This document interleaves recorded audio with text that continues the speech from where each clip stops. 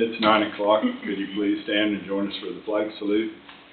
I pledge allegiance to the flag of the United States of America and to the republic for which it stands, one nation, under God, indivisible, with liberty and justice for all. Good morning, everyone.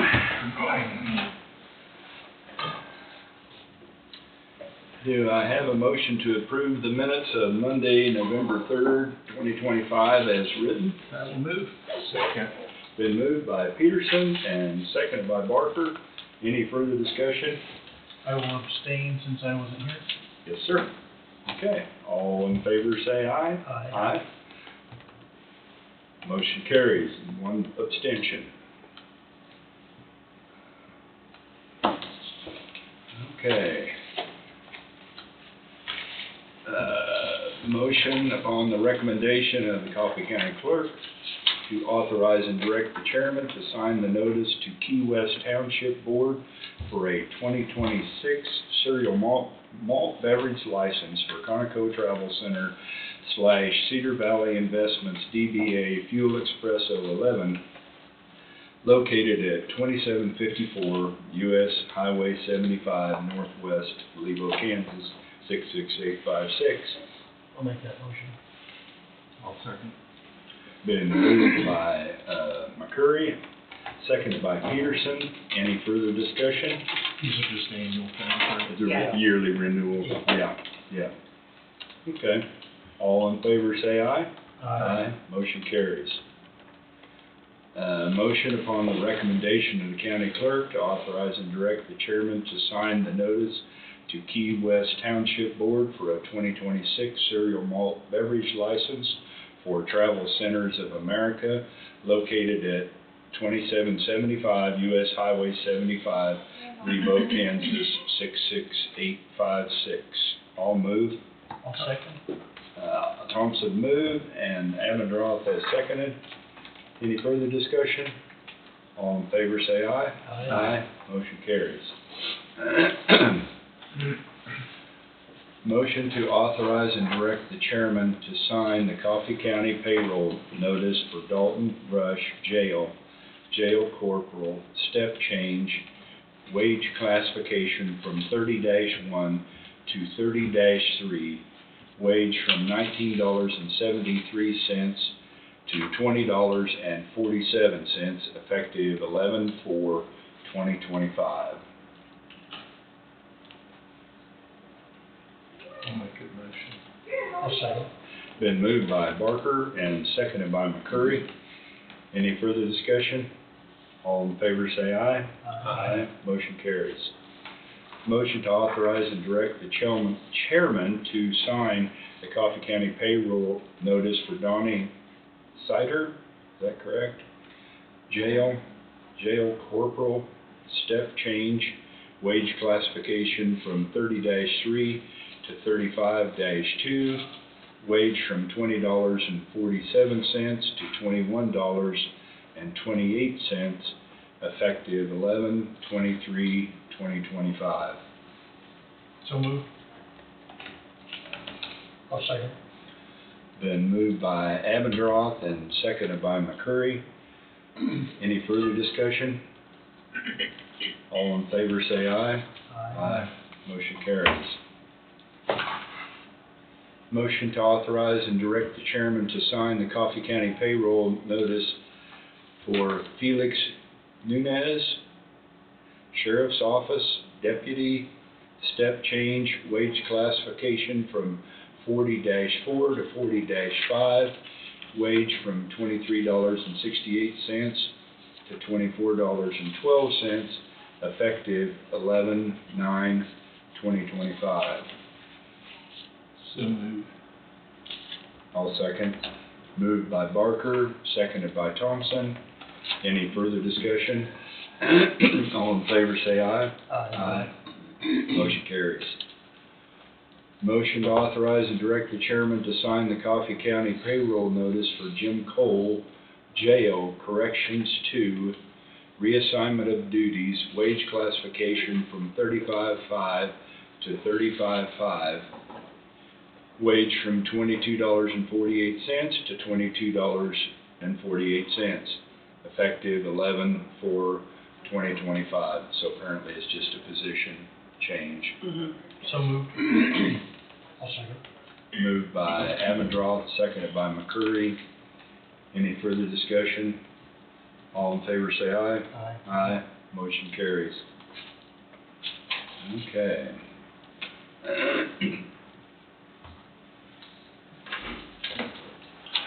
So I guess we're ready to listen to some of our applicants for board interests, I guess, correct? And James isn't here, so you could go in with Jeff Burke. Okay, okay. So Doug Burke, Planning and Zoning Board interest. Yes. Good morning. Morning. So can you please come forward and tell us a little about yourself and what your interests are and being on the board, et cetera. Maybe some of the other guys will help me with trying to remember what we usually ask everybody. So good morning, Doug. I grew up in this county, been here most of my life. Worked at Wolf Creek Nuclear Plant for the biggest part of my career, farmed for a while, and went to Wolf Creek. My interest in getting on this is to look after my family and friends, I guess. Want to do the right thing for them, make sure things are going properly, that it ought to be looked at. 30-plus years of Wolf Creek, I don't know what else you want. Doug, what Softball. did you do at Wolf Creek? Can you explain that to us? I hired in as an operator, went out and got a reactor operator license, and got transferred to emergency planning, where I worked with the state and the county and FEMA and NRC and everybody, developing scenarios to keep the plant ready for accidents. The last few years, I got moved over to refueling, head work on the vessel, refueling it and stuff like that. Worked as a contractor during that time period. 30 years, man. 30 plus. 30 plus, yeah. I started out there in '79. I helped build the batch plant and stuff like that, and worked on, So The you power started, block. you started with Daniels and, yes, yeah. before then. Right. Okay. I have a question, I guess. Can you describe how you would handle a zoning request that meets code requirements that faces strong neighborhood opposition? You gotta meet the law. I mean, you gotta meet the requirements that's set out. If it didn't meet, go through the process to change it if that's what needs to be. But you gotta follow the rules, whatever they are. Okay.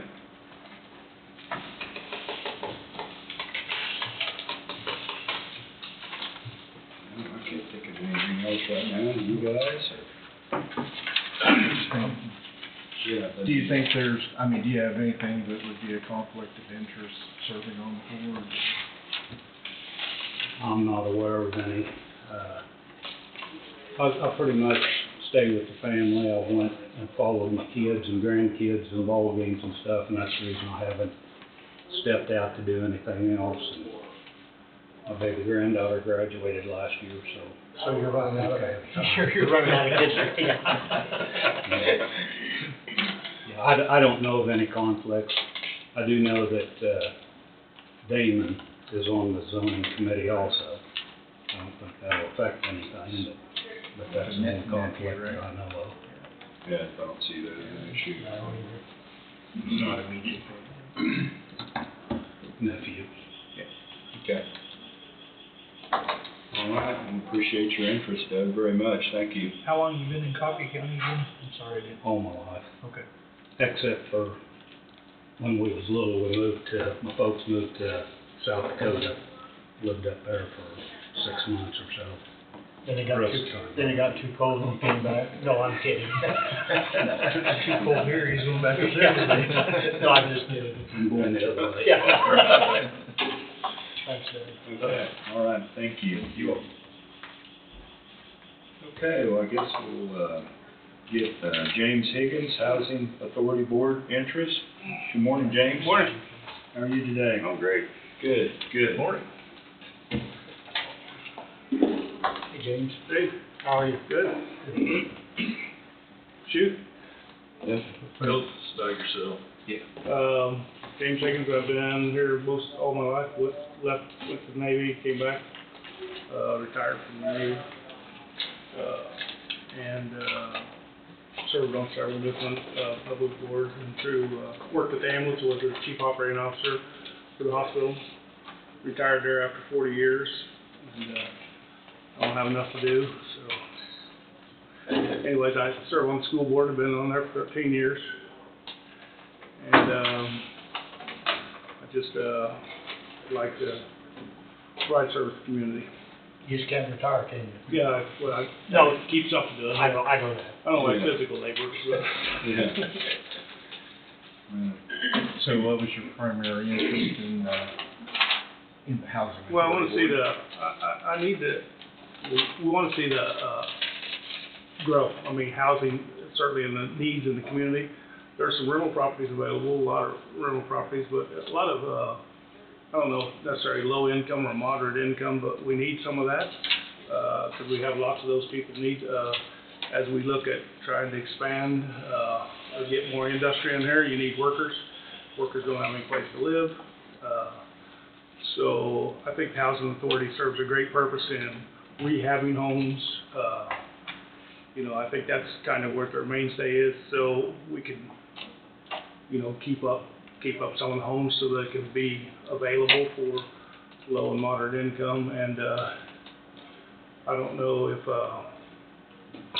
you know, I mean, I think they've built some houses, but I think way back when I remember it started, they built some houses, and then I don't know how the financing occurred, but somebody got in that house through the Housing Authority, and then that was financed through, I think through the Housing Authority, but then they had to remain in that house for so long, but it was, I think it was pretty popular initially, and then I don't know if we've done much of that recently.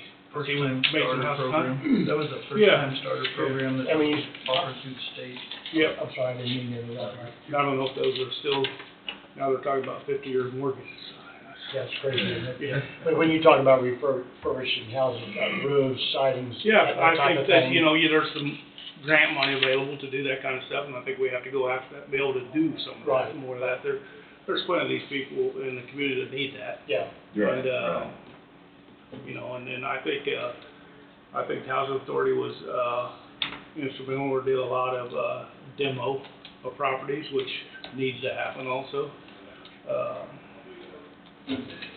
So I'm a big believer in the rehab program that they had down there for a long time. Because it did benefit people who were limited with their income as far as roof replacement, insulation, windows, siding. And by doing that, not only did it help that individual out, it also maintained the tax value of that Absolutely. house instead of becoming dilapidated. Absolutely. I know they have several houses sitting around right now that they're unsuccessful in moving, newer ones. Mm-hmm. So I don't know why, I don't know what's going on with that, but Yeah, so I certainly think the rehab program was, if you rehab this house, I mean, you're in a community, and you're in an area that, you know, this house continues to deteriorate and look terrible, nobody's gonna build or buy in that area, at least they don't want to. And so those continue to deteriorate, and then tax base goes down and down and down, pretty soon you got a tax sale and you're getting rid of the stuff, and hopefully someone doses it, but, you know, I just think that, the Housing Authority has to aggressively go after that kind of stuff. Kind of affects the whole neighborhood. It does. because originally. Well, it affects the neighborhood, the city, the county, so, I mean, as people drive through here, they wanna see something, you know, they wanna see something nice. If they drive through the highway, certainly along the highway frontage, they wanna see those Because originally, I think the housing authority was designed to do exactly what you were talking about, refurbishing, helping with. I do, I mean, I've kind of researched that, and that is what, there's grant money available to do Isn't that what that. the original was? And I don't know, I think there's lots of different programs, I've kind of researched some other housing authorities, kind of things that they've done, and I'd kind of like to get into that and do some more of that and see what have they done. I mean, there's been some housing authorities that, you know, developed an area, you know, for houses, hey, you know, and so I'm not against them getting some land and get to somebody, you know, at the break-even point, Right. so they can build a house on there, but, we need to do more of that, we're kind of stagnant right now. James, do you own any properties that you rent? I do, How many do you have? 14. Is that a conflict? I don't think so, I mean, I don't know if it's, I guess it puts me out of business if the housing authority develops more, then I'm, you know, and then it's conflict for me, it takes some of my rental property away, but I'm not concerned about that in any. Yeah.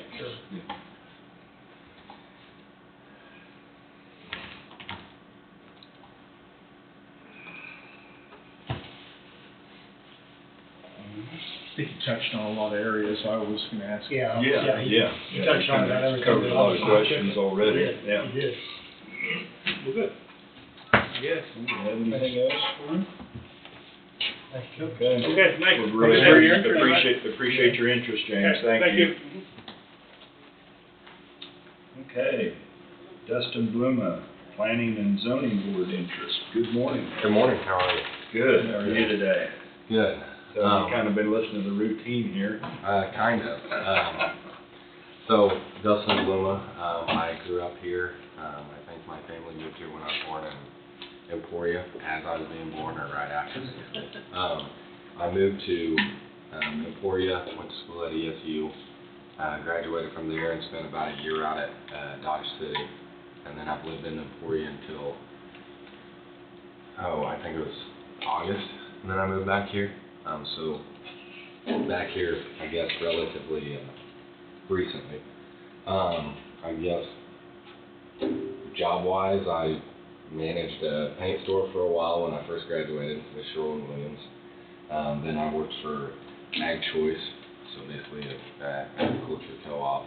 And then worked for Golden Harvest as a seed sales rep for Southeast Kansas.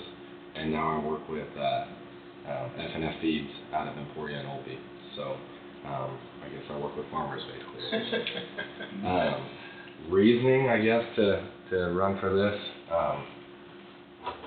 I hear a lot of people, I guess, spread rumors or just talking about local government or whatever is going on, and I don't think there's very many people that really know that much about it. I think that it's a good thing for younger people to get involved and learn and try and help out, kind of serve the community. So I had a few people bring it up to me. They know that I spend a lot of time researching stuff before I make an opinion or make a decision on it. And so when they said I'd be good at it and there's an open spot, I decided, I'd learn more about the local government or the community, I guess, and do what I could to serve that. I appreciate your interest. That was my whole thought when I wanted to get on the commission. Was everybody wants to complain about government, but I didn't need another job. But Yeah. let's do our part and try to get involved and try to make things better. So I appreciate that. I guess I'll ask kind of the same question I asked Doug. Can you describe how you would handle a zoning request that meets all the code requirements but faces strong neighborhood opposition? So other than taking obviously away from what he said, I think that I guess, lack of better words, it's not a popularity contest, so you really have to rule out maybe your own opinion, and if everybody in the county is for it, but there's law or regulations stating that you can't do that, then you don't just vote for it because of, I guess, the popular opinion. So, yeah, I mean, I don't know much about this role, obviously. I've tried to research a little bit, but I guess you go with what has, the laws or regulations that are there. I think there's ways to maybe change that depending on several factors that I'm not aware of right now.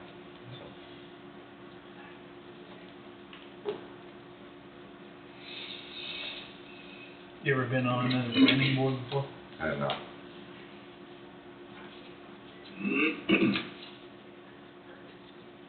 You live in the county now. I do. I live in New Strong, or right outside of New Strong. Okay. And that was on your application, but Yeah.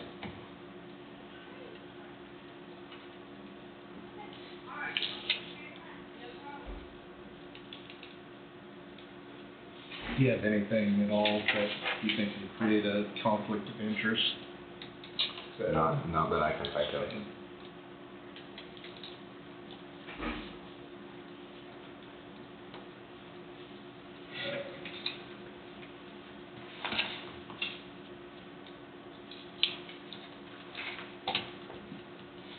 I don't have anything.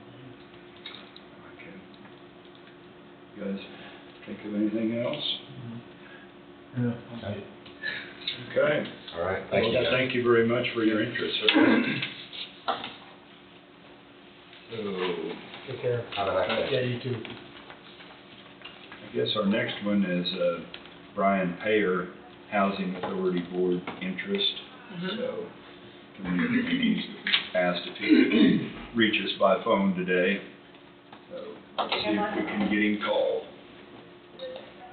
So Bill's also by phone, right? Yes, that's correct, Mark.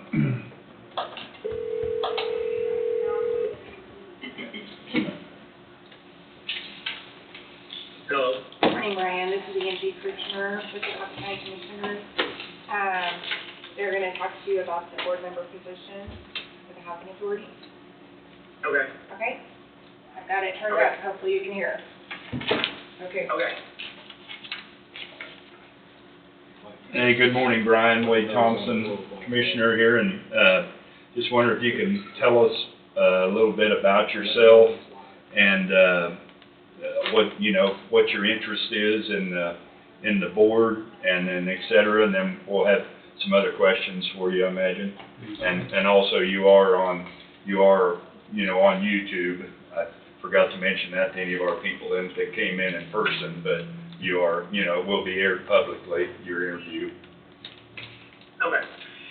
Yeah, I was born and raised in Coffee County. I live out here, north of Westphalia, like 5 or so miles. Went to high school at Burlington, went to college at, Butler Community College in El Dorado. I'm a realtor at Trust Point. And then I work for my father at his foundation repair company called Star Foundation. And then I own and operate P3 Meats. So, and then the Housing Authority, my reason for my interest in the board would be, they asked me one day when I was in there if I would be interested in joining it. And so I filled out the paperwork, and yeah, that's about it. So. Okay. Who asked you to be on the board? I think it was Lindsay Stuckey. Do you see any conflicts with being a realtor?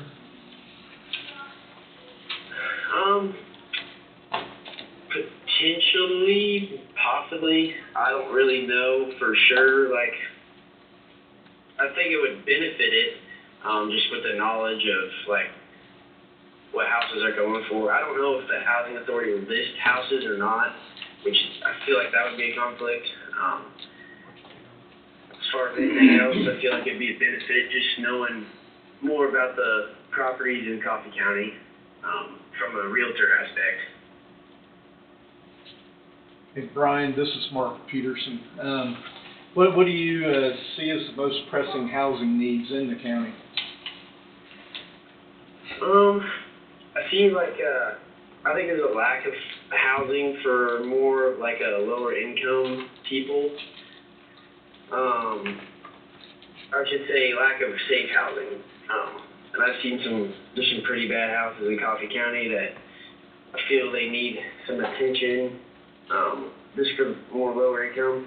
And I feel like there is also a lack of like, like just homes in general for people, so. Okay, I guess I got another question also. How should the county work with developers, local cities and state agencies to promote attainable housing while maintaining community standards? It's a great question.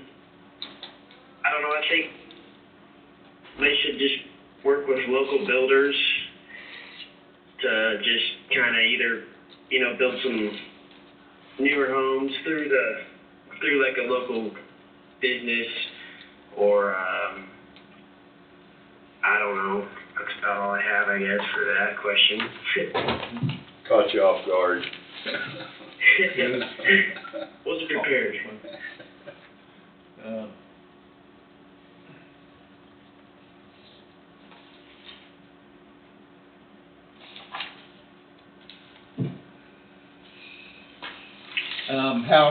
I got another one, I guess. What about, this kind of concerns transparency. How would you ensure transparency and fairness when evaluating projects or awarding housing incentives or grants? So, I maintain transparency, is that what you said? Yeah, just basically being on the board, how would you maintain transparency with the public, basically, with whatever they do? I guess I would just be honest, and just, if the public has questions, then we answer it honestly, or, follow all the guidelines best we can. Okay, Just speak the truth, I guess. that's good. Okay.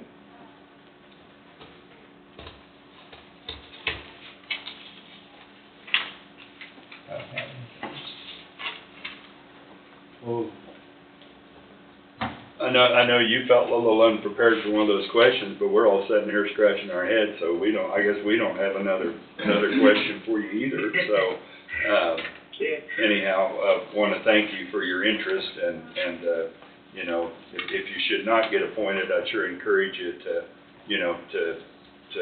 try again on another board or whatever. We appreciate you taking the interest to volunteer.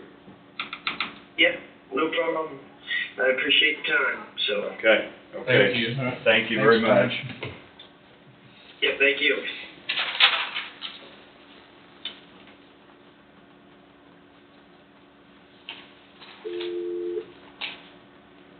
I don't know. Do what? I said, I think I hung it up.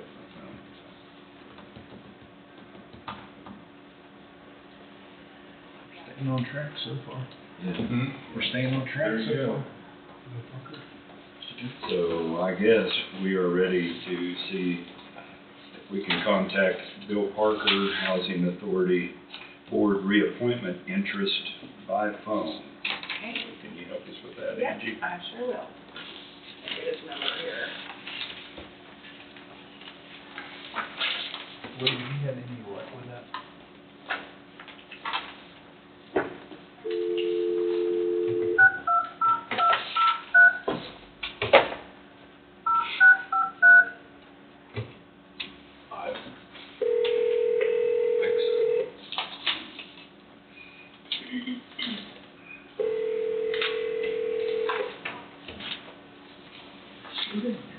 I think so. Hi, Bill, this is Angie Kirchner, Coffee County Clerk calling. Got you on speakerphone and with the commissioners, and they're gonna discuss the Housing Authority Board position you're interested in, And we're on YouTube. Okay. and they are on YouTube. Hello. Good morning. Hey, Wade Thompson, Commissioner.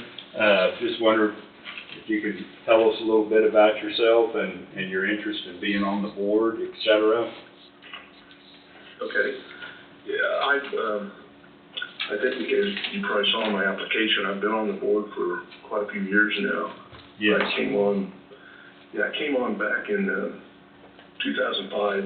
There was a position that had opened up, and we'd moved to the county in 2004. As right around that time, I think the county was also offering some programs for leadership development. I remember going through that at the time, just to meet people within the community in the area, county.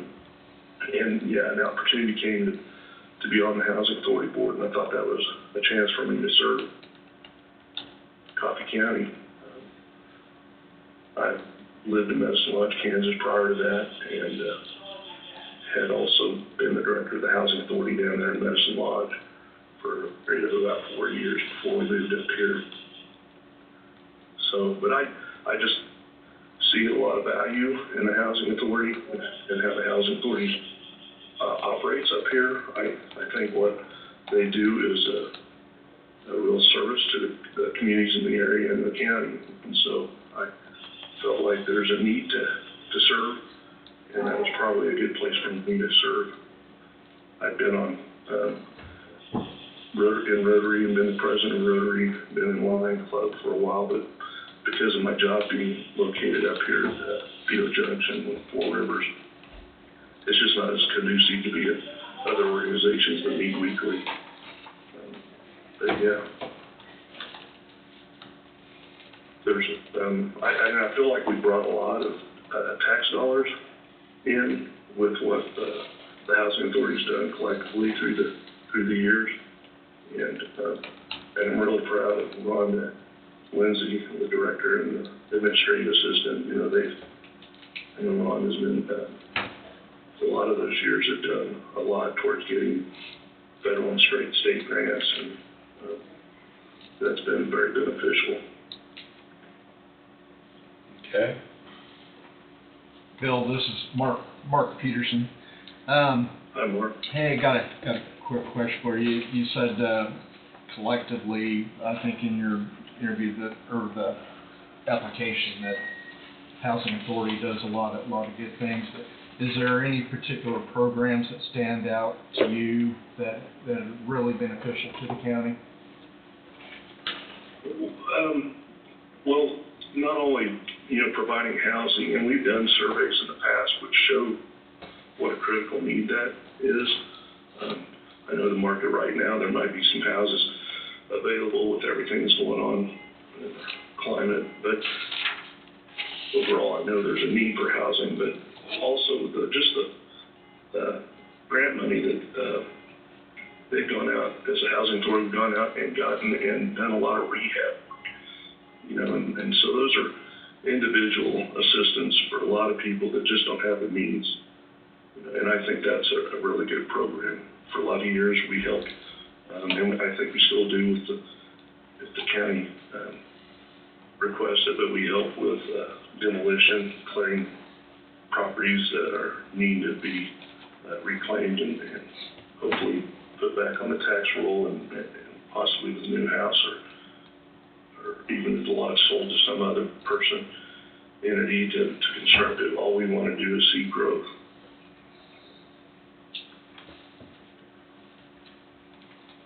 Guess I have another question concerning transparency and fairness. So when the Housing Authority evaluates projects or awards housing incentives or grants, how has the Housing Authority been transparent, or are they doing okay, or need to do a better job? I really feel like we have. We don't have anything to hide. We try to dot our I's and cross our T's and record things, and as much as possible, we've always tried to support local economy. It's not always able to do that, but that's our first choice, is always to support and buy locally and do whatever we can locally. But yeah, we've always tried to do everything honest and forthright. Again, I think I might have mentioned too that I think it's kind of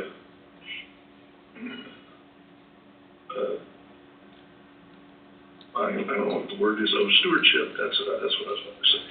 You know, and that was something I brought from, even back to Medicine Law, just trying to be good stewards of the money that we're allocated. You know, and you try to do that, you try to do as well as you can. You know, sometimes you feel like you might miss the mark, but you don't, never intend to, and we always always do everything in our power, you know, to benefit the communities in the county. Okay. Appreciate your answer. Hey, Bill, this is Mike Avendroth. Sure. How many rehab programs do you guys currently have going on down there right now, since I assume you're the current chairman of the board? I am. That would be a question I'd probably want to defer to Rhonda, you know, as far as how many actual ones we have going at the time. I know you guys are in I'd possession. invite anybody to come, you know, to the Housing Authority meeting if they'd like to, and answer any questions that are posed too. I know you guys are in possession of several houses that you actually have physically for sale. Do you know how many that would be? Well, I'd like to just go ahead and defer that to Rhonda, you know, and to the Housing Authority Board. I don't want to speak out of turn, but I know that we have a property or so that I can't tell you the number exactly, but I would like to just invite anybody to come and to a board meeting. Okay. So, in your opinion, does the community benefit more from a revitalization program versus a new build as far as the housing authority? Well, I'd like to think they benefit in both ways.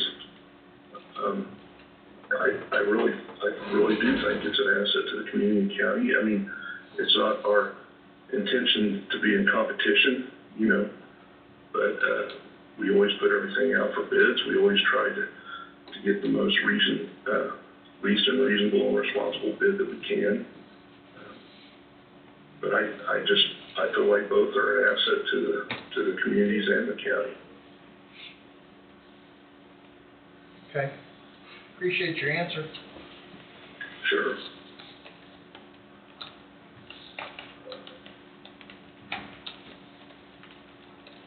Well, anybody else have any thoughts want to ask you? Well, Bill, sure want to thank you for your contribution and taking the interest in the position, because it's hard to get people to volunteer, so. Oh, I know. It seems like as some of us that do serve get older, you know, it's harder to see younger generations that step forward and Right. willingness to volunteer. And I want to encourage that with all, you know, with people, but I just do feel like there's a need, so that's why I'm willing to continue to serve. Yes, sir. Okay. All right. Well, thank you very much for your interest. All right. Thank you. Have a good afternoon. You too. Or good morning, you know. Thanks. Bye.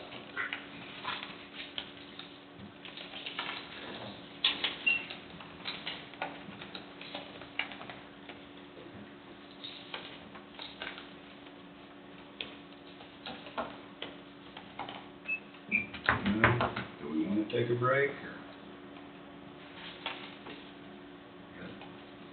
Doesn't matter to me. Nope, don't matter to me. Either that or you can sign. Yeah, I'm going to ask it on for a little bit. And then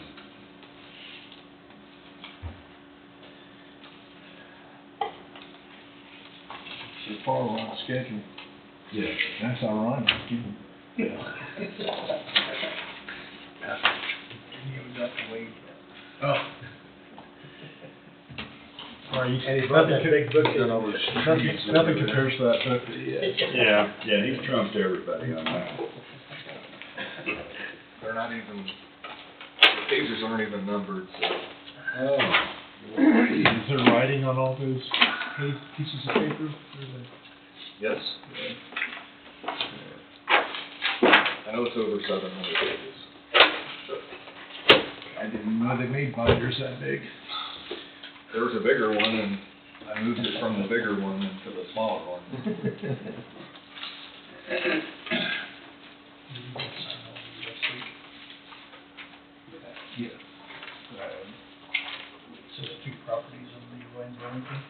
The resolutions? Okay.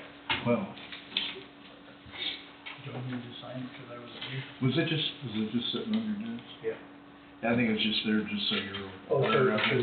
Okay. Yeah, you don't have to. Okay. I handed out copies to everybody so they could kind of eyeball it. I didn't know if I needed to sign it since I wasn't here. Okay. It's just a reminder to let you know what you missed out on. Thank you.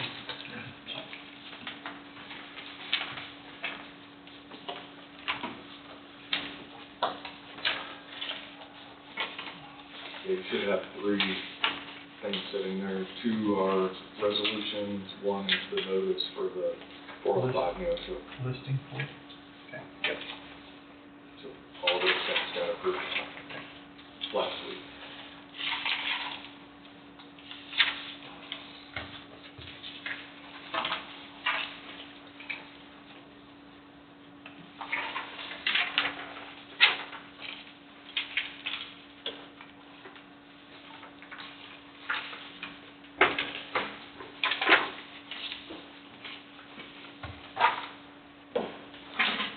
While you're sort of in a pause, I'm gonna give you a few things for later. You did bring some papers. Yes. No. Yeah, thank you. So first thing I'm handing out is for the discussion regarding phase 2.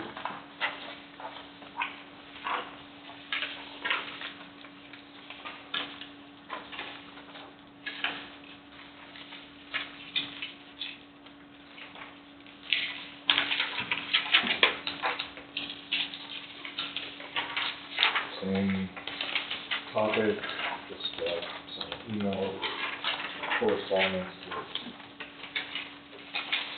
ask some clarifying questions.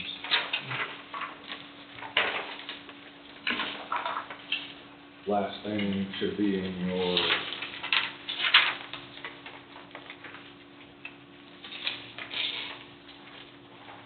motions already, but it's tied to the change orders that will be in front of you here shortly.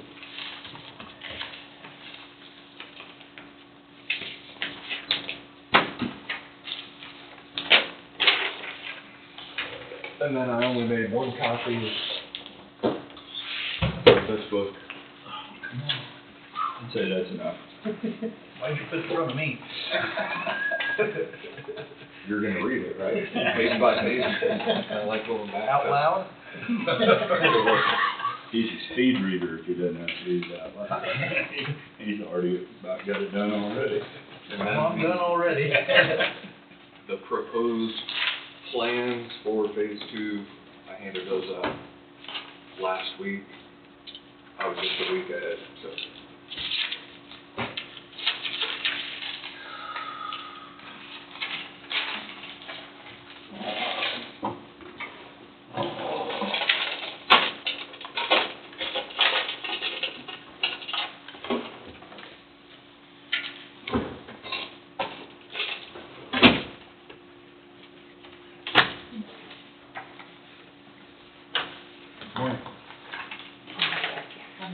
And then let you sign in.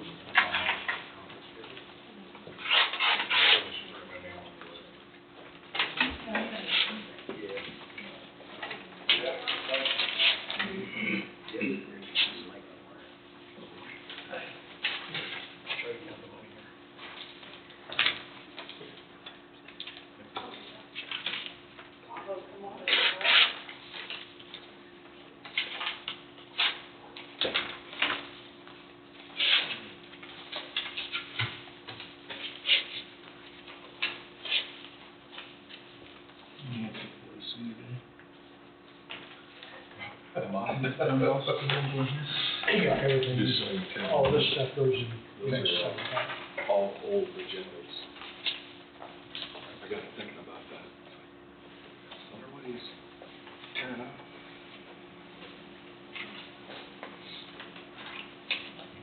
Shredder right there, you can start shredding off YouTube. I watched it, I don't remember that.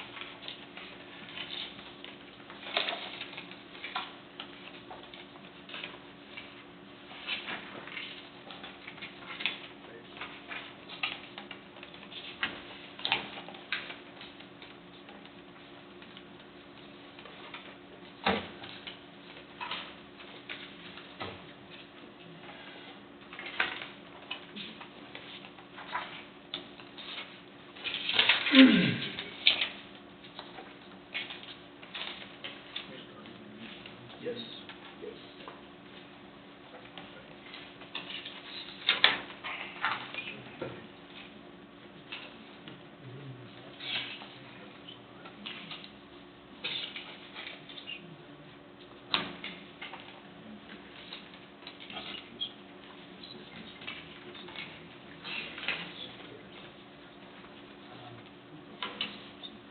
plan, is that?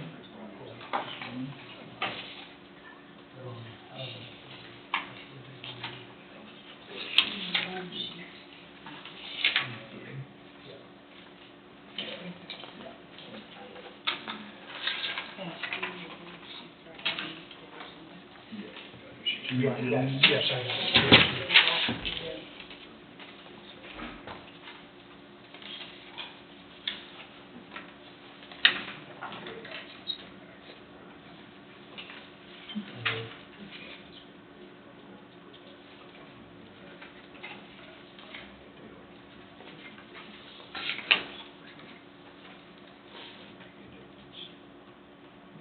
This way, you have funding, so anything comes down to it. I mean, that's.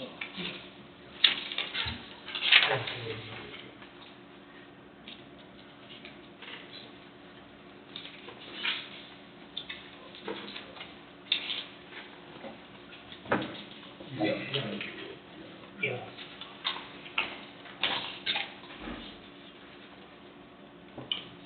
Yeah. Yeah, I mean, it's fine.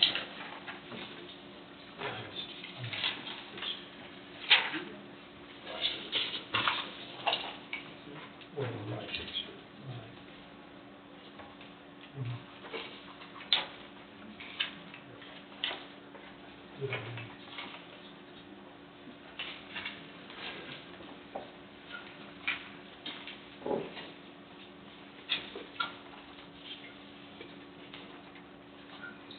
There a mouse back there? Is there a mouse back there? A nest. I don't see a mouse though. Oh, you see a mess? A mesh, you think? No, a nest. Oh, a nest. Pretty close. Okay. You're fine.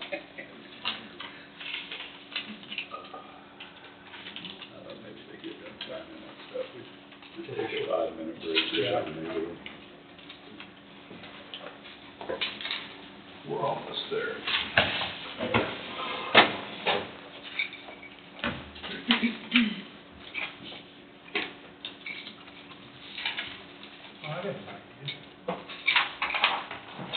Now you're behind.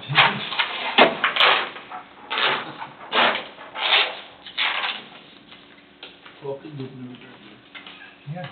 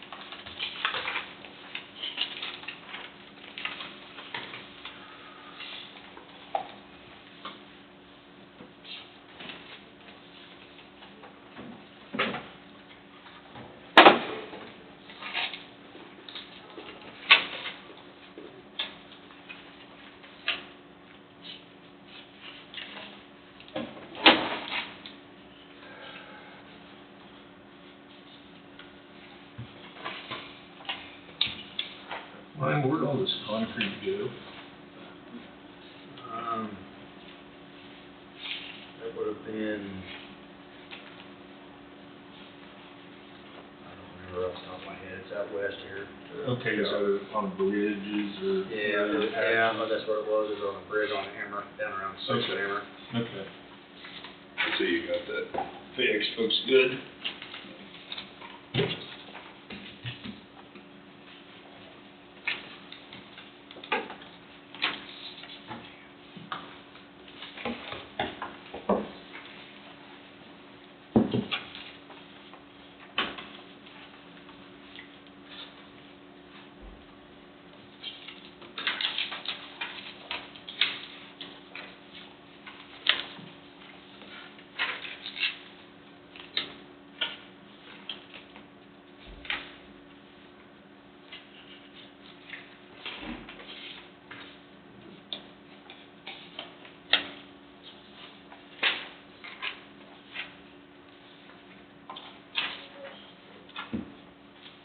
Yeah.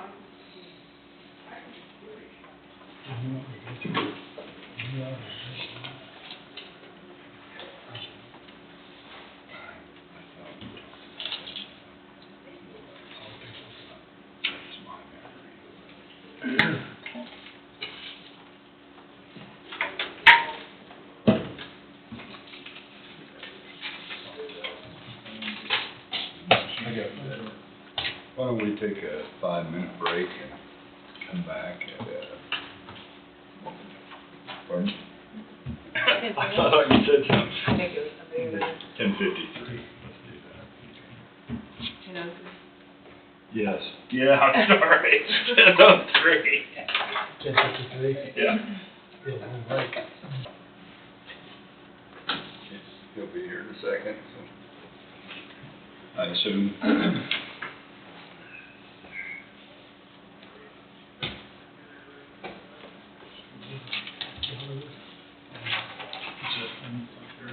Yeah.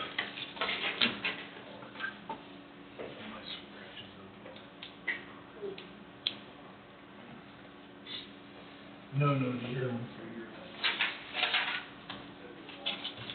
you're facing me. This one?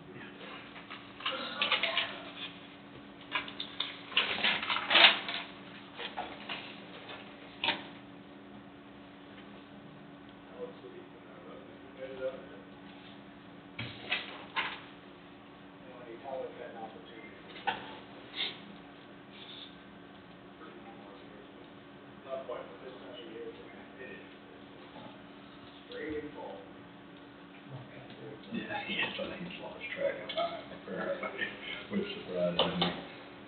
Yeah. He was out there. You wanna come back today? You were just kidding on the 10:53, right? Yeah. Yeah.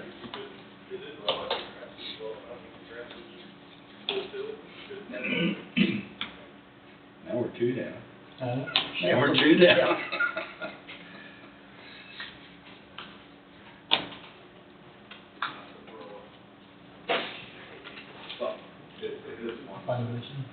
Both of them. I was just kidding on the 10:53. Yeah. I'm early. Yeah, you're way ahead of schedule. Okay, Gallagher Insurance Consultant Jeremy Gilson, insurance update, correct? Yes, and he also has, Mike Moore with Providers Care. Okay, thank you, which Mike. they're the TPA, right? Okay, We're the provider network. Or provider network, okay, And then Joe will be for the 2 o'clock right, to meet us. right. So, okay, good morning. You want to stand up here? Yes, please. Jeremy Gilson, I'm with Gallagher. Just an update, almost kind of maybe to back up just a little bit.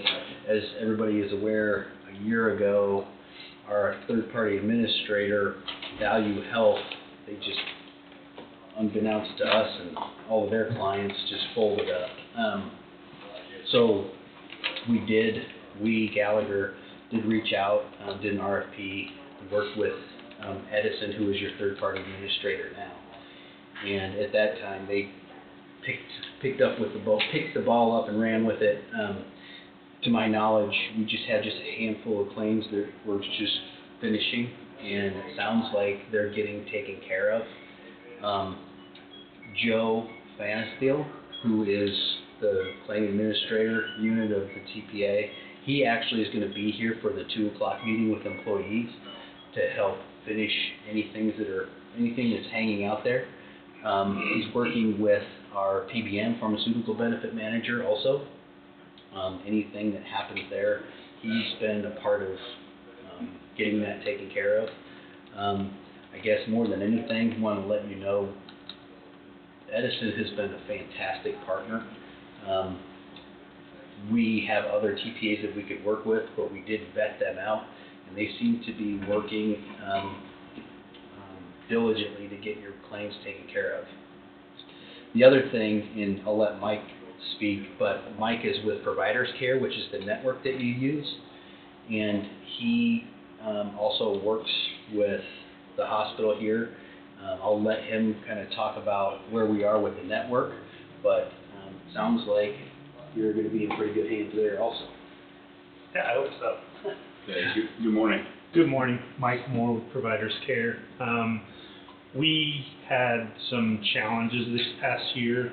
Most of them were related to Value Health, the issue that happened with Change Healthcare and their data breach.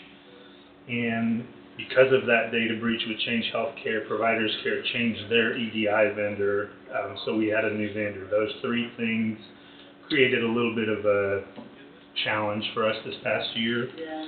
We've worked through those challenges. I think we have a handle on everything now. We're not seeing the issues that we were seeing early in the year.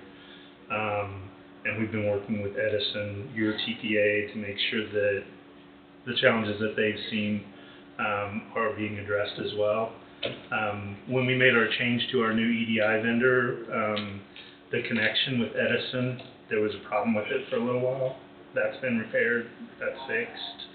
I went this morning before we came here, I stopped by to talk to Charlene at the hospital. She said that she's very happy with the way things are going. In fact, she told me that she just switched her children over to Providers Care here recently. So the relationship with the hospital is also going very, very well. Is there anything that you see in the near future that's going to be changed or coming up that's going to be a challenge? Challenge-wise, no. We've made some changes that actually will help us if anything does occur. Let me talk about some of the changes we've made at Providers Care. We had outsourced a little over a year ago some of our claims processing. That's all been brought in-house now, so we have a better handle on what's happening there. We've implemented some new training programs and some new metrics that we're tracking on a regular basis, so that if something challenging comes up, we're identifying it much sooner. So we're able to address it and get it fixed as quickly as possible. I think one of the issues is on the deductible side. Is that correct? I mean, it's I think that, medical isn't talking to pharma, or I mean. That's being addressed. Okay. because that's been an issue. That is, I'm very aware of it. Joe with Edison will be in the meeting to talk specifically. I think there's a handful of people probably he'll need to visit with, but that is being taken care of. So U.S. Gallagher is a clearinghouse, is that correct? I mean. So we're kind of the quarterback of all. So there's the network, stop loss, the PBM, pharmaceutical benefit manager, TPA. Okay. We put it all together as a team. Right. Yep. But you're the folks. Ultimately, if somebody has to be responsible, it will be me, and I will take that. I guess that's what I was. Yep. Yes, but we are getting that taken care of, because I know exactly what you're talking about, Okay. and I know exactly the claims. Okay. And we're getting that taken care And has it just been a year since the fallout? I mean, Yeah. roughly. Yeah. Yeah, in some of those claims, they just don't fall through until after the switch had happened. It took a lot more than even I thought it was going to take to get some of these claims taken care of, but it will get resolved. Oh, thank you. And then to answer your question about the other thing that might be hanging out there, which has nothing to do really with anything that we could have changed from, our TPA switch. We do have a handful of claims that are hanging out there which that's what the health assurance is there for. So with Angie and Richard, we will be most likely shopping our stop loss again, just to make sure that you're getting the best bang for your buck when it comes to the specific and aggregate stop loss. So I know it's, we don't renew until the summer, but it'll be probably right after the first of the year we're going to start working on it. Sure. Can I ask you a question, Absolutely. Jeremy, that you could maybe explain? We have new commissioners here. Sure. Can you kind of go back in history a little bit when Sally was with you? Yeah. And how we started our insurance committee and how we got to where we are today with our was Yeah. set up in our plan. I Yeah. know it's kind of going back in Sure. history, but. Yeah, and if I get way too far into the weeds, just bring me back, but you were self-funded with Blue Cross years ago, and Blue Cross is everybody knows the name, and it's a great company. But they have a space that they work in, that's more appropriate for maybe smaller groups or folks who aren't as, don't have the bandwidth that you guys have. When you're self-funded with Blue Cross, one of the things that you lose is your ability to shop your stop loss.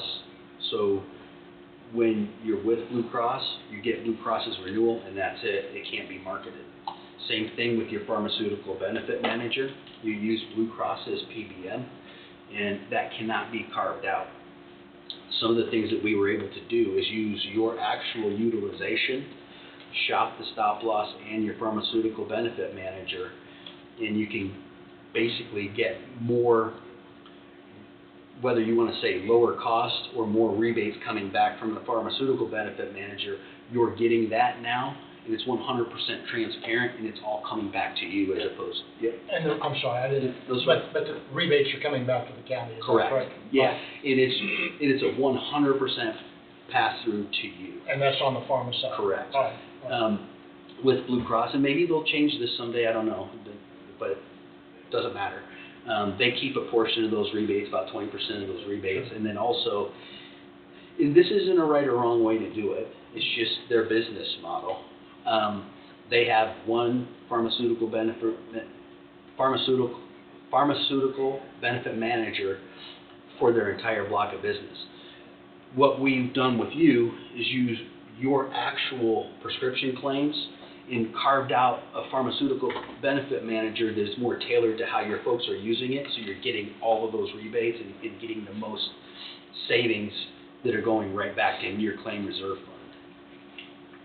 Jeremy, if you, with this shop loss, and if you switch, are we gonna have another problem? It's a good question. And to answer that question, it's no, but I'll tell you why. And this is another thing, going back to the Blue Cross thing. If we don't like our stop loss renewal, we can just unplug the stop loss and all of the other parts stay the same. And when you're unbundled the way that you are, it opens it up to 15 different stop loss markets who want your business as opposed to just one if we just renew with one carrier. And I'm not picking on Blue Cross. That could have been United, could have been Aetna. When you're bundled together, you have it all together in one bundle plan. The stop loss, we can go to that market and choose a plan that's more specific to what your needs are, and it just economies of scale will give us more. Just don't wanna have another hurdle like we did in the spring. to Well, get over. the other piece that helps that is Edison is still the one that's going Right. and doing all Yes. the work. Right. Where benefit management was doing it all before, and you never knew how many times we changed the stop loss folk Okay. and the drug companies. You don't see that. And so it's the same way now with Edison. They're still taking care of everything. You just have somebody else that they're watching as opposed to, but they still have all of our information and all of the claims going on, Okay. so they understand all that. As long as we're not back where we were in the spring, That's a fair question. Thank you. Yeah, absolutely. Yes, sir. Because prior to that, Blue Cross was getting the rebates, correct? Yeah, a portion of it. I mean, a portion. Yeah. Well, we never got any back though, really. But Yeah. I'm sure that everything was above board, but I'm just saying. It is, it's just at their that time- business model. Right, Yeah. it was just that time they were getting the rebates off the pharma, and now through the county, we're getting the rebates. Yes, absolutely. And Richard could probably tell you, but it's not chump change. I mean, it's a lot of money that you're able to save. Sure. Well, we'll be here as long as you need us. We'll be at the 2 o'clock meeting. And you have any questions for us? But you feel comfortable that everything's going to get. To answer your question, I feel comfortable that we have the tools in place to fix these things as they come up. I'm never going to tell you it's going to be perfect. No, I know that. I know that. But we're in a very way better place than we were even 6 months ago. Because it's just frustrating to the employees when they, and they're not, that, We're listing that as part of their benefits for Sure. working here, and then, you know, they're getting turned over to collection agencies. And we That's not acceptable, Yeah. you know, and I'm not, you know, You're not just being blaming you, pragmatic, but the bottom absolutely. line I is get that it. the buck stops with you. Yep. You know, and we realize it wasn't your fault that the former. they went bankrupt. That they went bankrupt. I mean, that was thrown into the mix. Right, but I will say it's my responsibility to try to fix it, and I'll Sure. take accountability for that. That's really all we can ask, I guess. Yeah, that's all. I'll say all of the partners that he's working with have worked together to make sure that going forward, these things are addressed quickly. Great, that's all we're looking for. Yeah, and the fact that Joe's coming to sit down with your employees, I mean, the buck stops with him too at Edison. And I think he's been here before. He has. has he not? He wants it to run smoothly also. Okay. And they kind of got the whole dump on when all that happened last year, so they've worked all year. I understand, it can be frustrating, it's not your employee's fault. I mean, they There were several TPAs that had a lot of issues this past year because of the value health, because they took on a lot of business that they weren't prepared for, and it caused issues. Sure, I understand. So do you guys have a list of employees you're visiting with today, or is this just like an open session, anybody can come in? Well, it's for the department head meeting. Oh, okay. just let them know that somebody's here, somebody cares, if they're, Give them you a know. path to resolve. Yeah, There's nothing lingering from the spring, is there? that I'm aware of. But this is part of and probably Mike can talk more about this, but sometimes when a claim happens, if there was, you know, whatever it is, a knee surgery in the spring, but the claim doesn't come in until a couple months later, Sure. there's just a little bit There's of always lag. gonna be something Yeah. to go along with But- that, from the previous, when we had the meeting and everything, that's all been resolved. The problems are all resolved. Yes, sir. That's what I was Yeah. getting at. I know that. There's still problems cleanup going on. happening. Yes. Yeah. Very good. Yep, thank you for your time, guys. Well, we appreciate you coming in. We appreciate you coming in. Thank you. If an employee has an issue, who should be the first point of communication? A lot of times it's gonna be Edison. Okay. If it's a prescription issue, we'll typically work with the PBM, but the point person it would be the equivalent of calling, whether you were Blue Cross, their customer service, that's what it would look like. And Jeremy, our office has kind of stepped in to help employees if they call directly to Edison. Sometimes they're just getting customer service, and sometimes they don't feel like they're getting their question answered, or maybe it's a little more in-depth, so we ask that they come to our office. We're stepping out there, we don't have to do that. Yeah. We're doing that to try to help the employees, because we do have Joe's direct contact with Edison and Jeremy's. And so we are putting ourselves in a spot that we don't really have to, but we are, because we want to help employees get things resolved. Yeah, 100%. And I'm happy to give everybody cell phone. I mean, I understand that how frustrating that probably Now has you have the been. network contact. Thank you. So, Thank you so much. yep, thank you. Okay, thank you very much.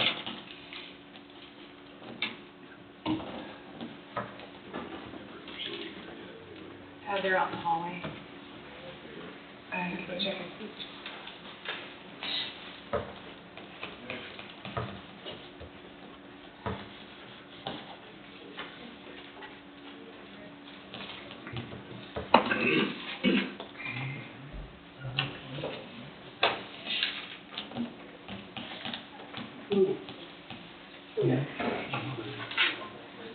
I sent it to him on.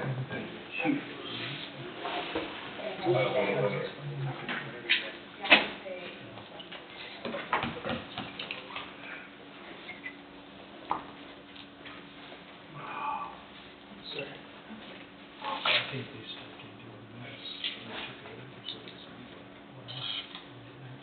yeah, there's a lot of unknowns when they got it dumped in their lap. I think so. All right, I guess we'll move on to River City and Goldberg Group Architects, Phase 2 construction project. Good morning, everyone. Morning. And if it hang tight, I have to do an update, trying to get Zoom going. Gabe from River City is appearing by Zoom. Okay. Okay. Good morning. Morning. Thank you.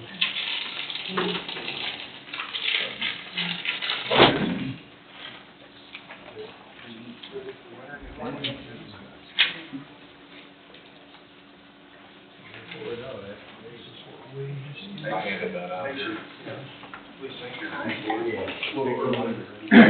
we just give us these. Need these two, and then I made one copy of that, a little bit bigger to read through, if you need those as well. Yes, please, thank you. Yeah. So I printed these out too. How you doing? Not too bad. How you doing? I told them you're gonna go through the book page by page. You said roughly 700 pages. Oh, that's good. Oh, we, A little bit, more legible one. You know what I mean? I know.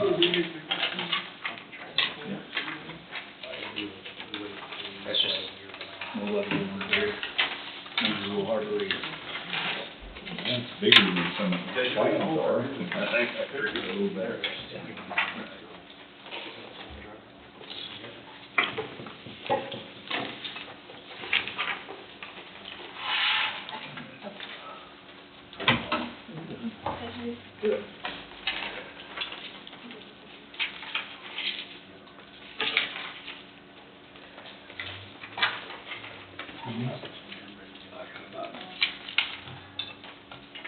Get over technology with that.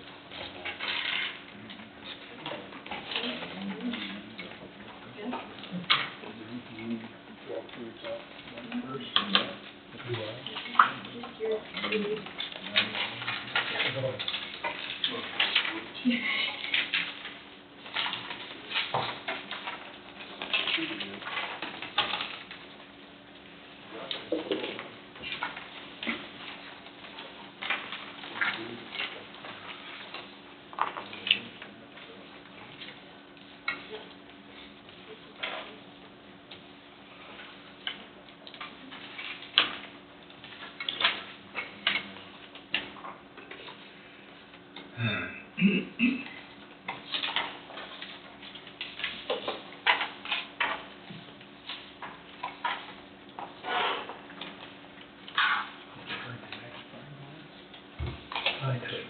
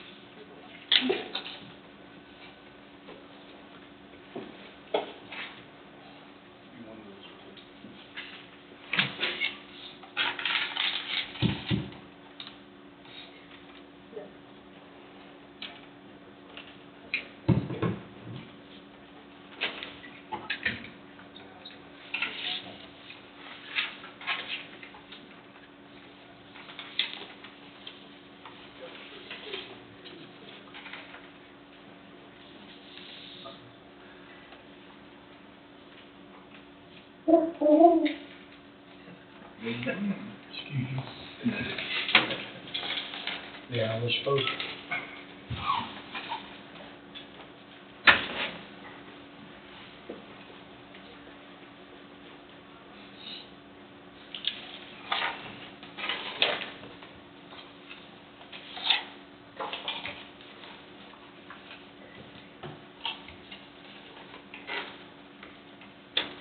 I feel like I'm setting up in the courtroom. Takes wiring then too, does it? Yep.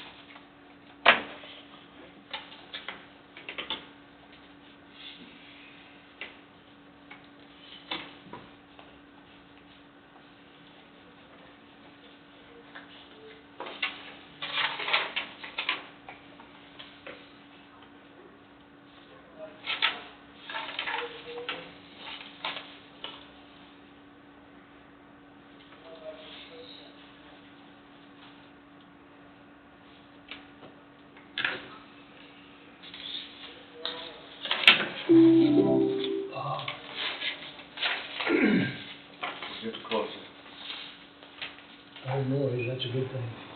Are you guys still hosting these on Zoom? Yes.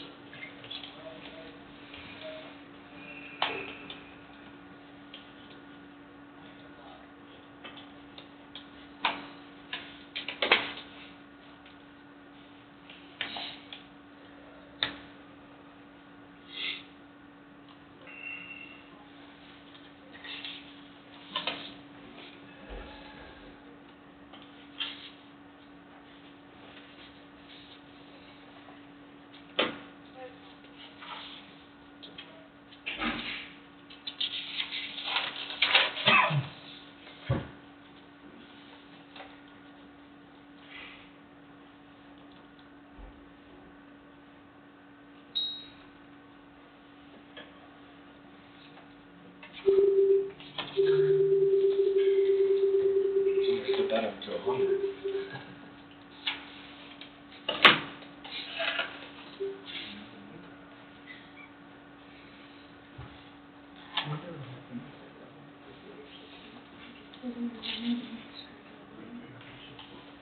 We've not had any response.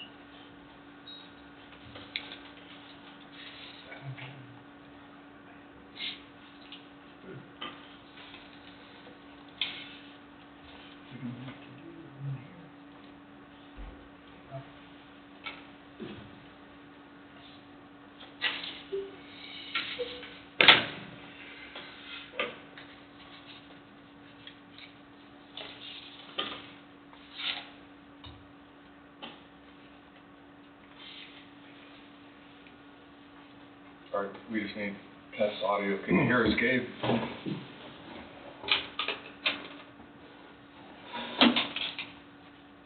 Gabe, can you hear us?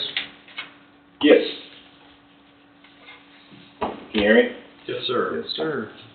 I've got you. Can you hear me? Yep.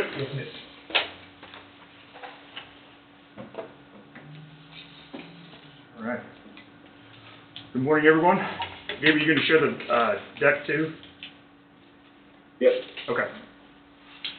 Well, I think the last time we met, we were in the VE mode of trying to get this project within budget. And I think after months and months of discussions and work with our AE team and with our contractors, we were able to finally get this within budget like we promised.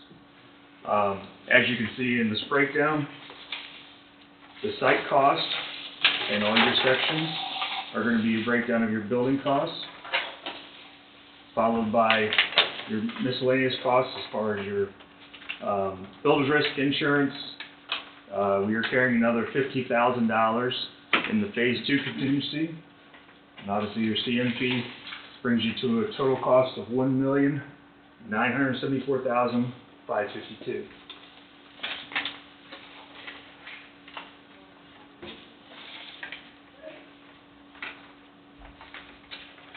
Dave, you want to kind of roll through this one? Yeah, if you can hear me okay.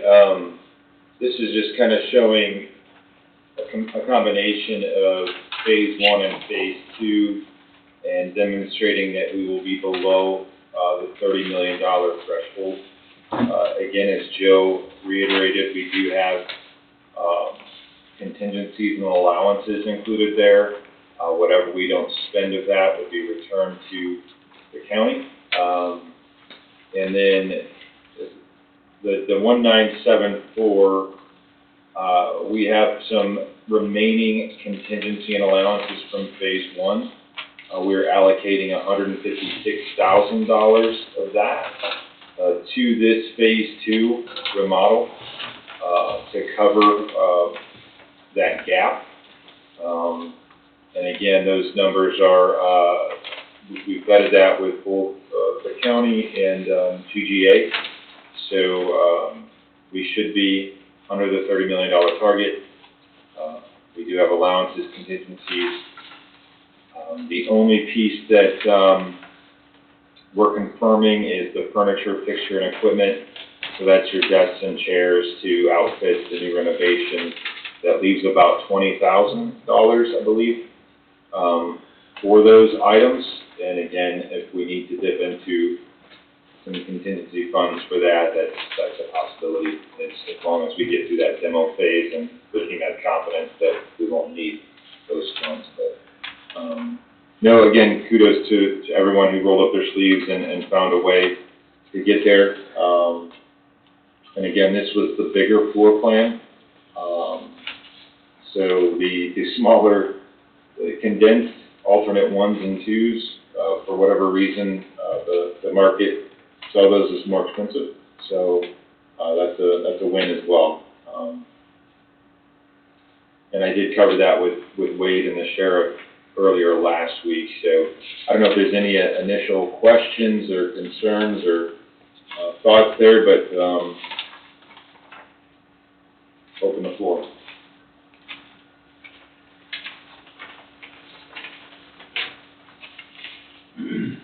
Well, I guess my question is, what was the changes that had to be made from the original plans to get us to where you could get in budget? We had to remove a lot of the scope from a lot of the areas that were affected. So we were able to sit down with Judge Wine, with Sheriff Johnson, with Wade, to develop something that we could live with or could get renovated for the budget for what we did. And so this was affecting as much as we could for the budget to get within that 30 million. I think the major areas that we focused on, and I think Megan's there, was that storage area. It remains storage, but we really left it more or less untouched.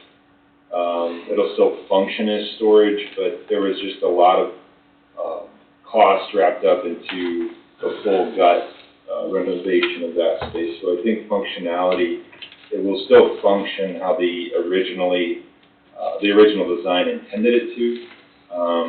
It's just there's less renovations to that specific area, and I can pull up. There was also a little rework to those front offices, the judge's chambers, the court reporter, and one other office to kind of try and use that door where the vestibule is entering the old sheriff's department. Kind of try to use that rather than tear it out and move that door. Yeah, so instead of using the door around the side. adding a door and then removing a door, we're just using The same door. Yeah. Try to use the space a little more how it's set up rather than reworking it. So at one time, and my memory serves me correctly, there was a restroom that was talking about being eliminated. Were we able to retain that? So the existing restroom is staying as is. It's gonna be, the door is moving, so it's a public restroom. There's no staff restroom. Okay. The other thing we mentioned before was something like pews. Those are going back as pews. Those aren't going back as, loose chairs or anything like Yes, that. sir. Those are the Yes, actual sir. pews. Great. And we did look at, like you said, some VE options, the soundproof doors in non-needed areas. Obviously, the judge's chambers and the jury rooms need them, but some of the non-needed as high requirement areas. I just didn't want to see us do a renovation and have a situation where people have to walk to another part of the building to go to a restroom. So, thank you for that answer. A lot of this area was scrapped as part of the renovation, where you see it here. Originally, right here where it says storage 126 was going to be a victim waiting room that would double as a juvenile intake room, so that it was sort of a soft, safe place for kids and victims of whatever type of case. But to help stay under budget, along with gutting the rest of that area and then creating fencing later on down the road for storage, that was all gutted from, taken out of the plans to try to save costs, and apparently it was a substantial savings. And then, do I remember correctly, is that area that's going to be used, is it in your department or upstairs there? Or? There's what originally was a bunk room, and Eric and Cole can correct me if I'm wrong, the bunk room is now going to be juvenile intake directly between the county attorney's office and sheriff patrol, so that when that situation occurs and kids get brought in, then there's a break room there that will also help, and it'll be overflow for those type of situations. To stay in compliance with federal requirement, had to have a space like that, and that's what we came up with. Okay. So I do have the floor plan side by side. The one on the right was the original. The one on the left is what is currently priced. Okay. So again, you can see just more of a light touch renovation of these spaces, and yeah, the restroom, all these kind of went with. The one on the right was the original, is that right? That was the higher budget one. Right.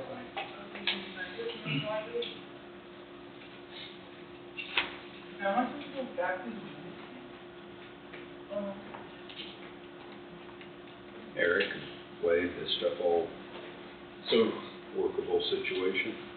the final figures are $690 under the $30 million. That is correct. Our total GMP right now, using the contingencies and unused allowances for phase one, will get you to that $29,999,410. Is there a concern that, I mean, that's not much of a buffer should there be any issues? Is there a concern that you, I mean, that seems really close. We've also got a There's still $50,000 $80,000 in contingency. Above the 156, is that right? that we're carrying into phase two. Yeah. The 156 is a carry from one? Yes. I just wanna make sure, so everybody, I mean, the original promise to the citizens was not a penny over $30 million. Right now, it's under, not, whatever that percentage is, it's not, and it's a fraction of a percentage of $30 million, but it will not go over the budget.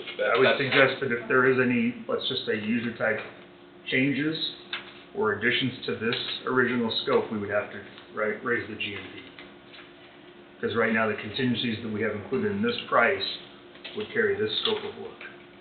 So one of the items that we've discussed kind of behind the scenes, and it's included in category 7, specifically under roof patching. And then in the notes, new roof by Coffee County, and we've discussed that. That's something you went out and got a bid for. It's not included as part of phase 2. That is correct. Now, part of the reason why it's not included in phase 2 in our discussion and thought process was that the renovation is on the interior, but the roof is not going to be changed in any way outside of, I don't know what the patch allowance is, but going into the future, this board should consider as a capital project potentially replacing that roof, because you're going to have all, on the inside, everything else is going to be new. And you did get preliminary bids on that. I don't want that figure to be disclosed. Right. But that would be considered maintenance, correct? That was the discussion behind the scenes, but I think you need to have that discussion as well. And that's the roof there, so you have an idea of what you're looking at, and if that topic does come up, and there is a discussion regarding the roof, it may be something you have to deal with and address later, but it's not a part of phase 2. Is the roof stable? I don't know. I think you may need to consider patching or something. I don't know how old the roof is. I don't know anything about it. That's not mine. To me, it seems. Yes, there's some new penetrations that we're using the allowance to cover, but the documents just called for existing roof to remain. We did unsolicited get numbers back from roofers to just replace it. So. It's not something that has to be done right now. It's something just so you're aware when you see that on the list. But we're not gonna have any water damage after we get all this new renovation done on the roof. It seems to me that you wanna do a roof before you do the materials on the inside that you're gonna take care of. Yeah, right now, we just, falling within the budget, we could not get the roof within that. I understand that part, we'll take care of that, but do we need to take care of it first? Before you do all this work and all of a sudden we have water damage because the roof wasn't, stable? I mean, if it's a long-term, issue, or we just didn't know what the time frame was. I'm not aware of any leaks as No, of right now, that's what I'm looking at. I don't know that anybody's really been in there either. It's The more or roof- less vacant. The roof isn't an issue. This was just brought up in discussion as possibly something down the road or, I mean, Okay. as far as the roof giving any issues, there's none right.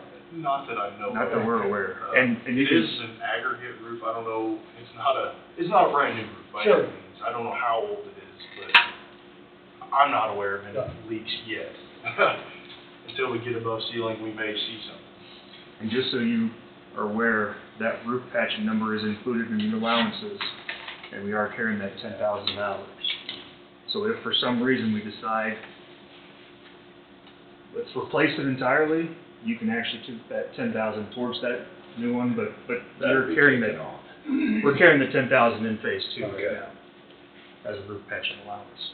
Is any part of the renovation, is it gonna punch holes or impact the existing roof to the point where, and if so, in what way, just so all the cards are on the table?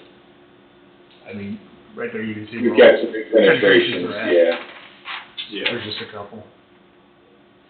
But that should be able to be sealed around there Correct. if the roof's okay, as Correct. you're saying. Correct. And I don't know, have you all in the past had any issues in the jail area? I know it's all solid steel ceiling, so you wouldn't necessarily see any water until you get above there, per se. That's one problem we didn't deal with. We didn't have water damage from rain or anything like that, so, no. And nothing that we've discussed in phase 2 should impact what we dealt with, so. So, like you're saying though, that's gonna be opened up to where you'll be able to see in there and give us an idea if there's any kind of an issue. As of now, I'm not aware of any. Like I said, it's vacant. I haven't heard of any water coming in, but there's potential, because it's not a Sure. big roof. Sure. Well, as much rain as we've had this year, if we had much of a leak, you'd think it probably would have showed us. We'll find out more later, I guess.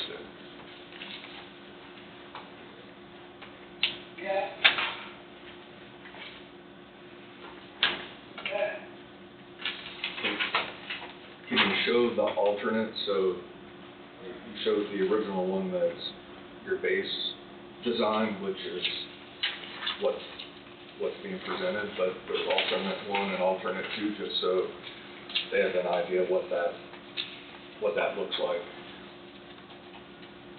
Do you hear that, Gabe? Yeah, I'm pulling up here.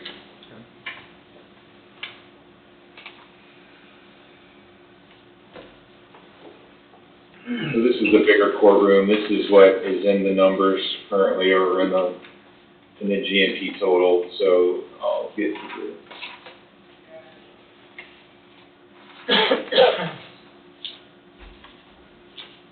So here were the other options. Alternate 2 and alternate 3. Just kind of move this courtroom here and here. There was the storage would go over here. Yeah, those were the 2 other plans that were priced, and they priced out more expensive. Just kind of a reconfiguration of that courtroom. And then this became storage.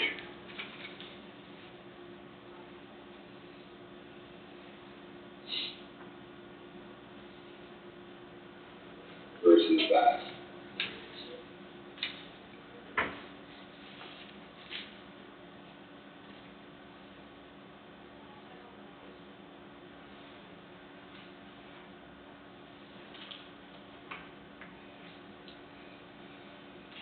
So with your base design, you're getting I'd say it's a substantially larger, small courtroom. It seems backwards to me, and when it was first presented, I actually asked several times, because is this not backwards? It seems like it would cost more for your base design, but if you see the numbers. It's a much better flow too. So the big courtroom, that stays the same pretty Yes. much, does it? Really anything done in there? Adding a door Yeah, if you look on the, to the jury room. Okay. right now there's one door that goes behind the hallway, adding a door to the jury room, so the hallway that deals with inmates when they're transported is fully secure, so you're not The having. jury doesn't have to go through there. So that jury members don't end up in the same hallway as Okay. inmates that are being transported. One of the major objectives of this was to have that secure corridor, because what we deal with now is that there are multiple opportunities for an inmate to have contact, or a defendant to have contact with both juries and with district court personnel, right? So we eliminated that completely with this corridor. Right. And that has happened during a jury trial where we had a juror actually come in contact with an inmate that was being transported, and it turned into an issue that had to be addressed in the courtroom. You can lose the court, you can lose that case and have to redo it. Trial, So, big impact.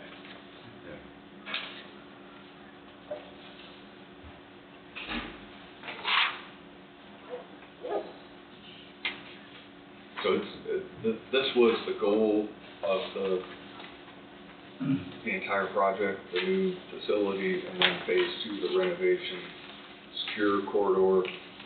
You might ask, well, why do you need a courtroom there's a courtroom over there that's probably smaller than, probably around the same size as this room. We have two courtrooms that run live at times. This meets the needs for now and into the future when you're running two courtrooms at the same time. Hopefully, you never have to come to court, but if you do, you'll see that it is a need.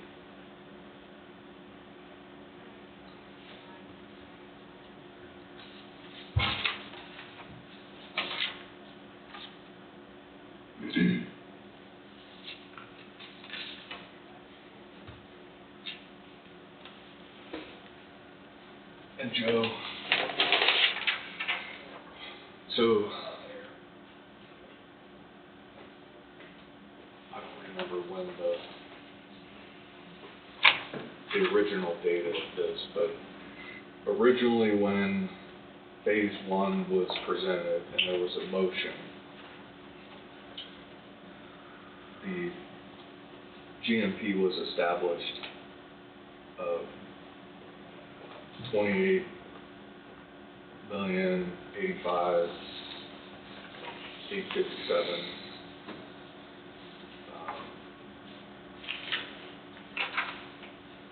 The commissioners at that time agreed that phase two would wait until the end to see how much was left and what it looked like.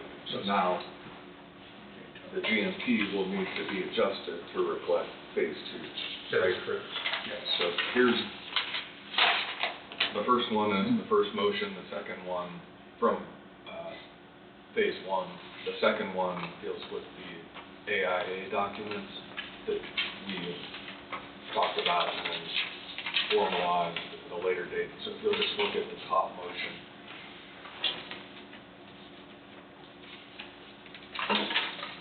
Because if the commissioners are ready to move forward and approve what's being presented, then there'll need to be a motion to adjust the GMP.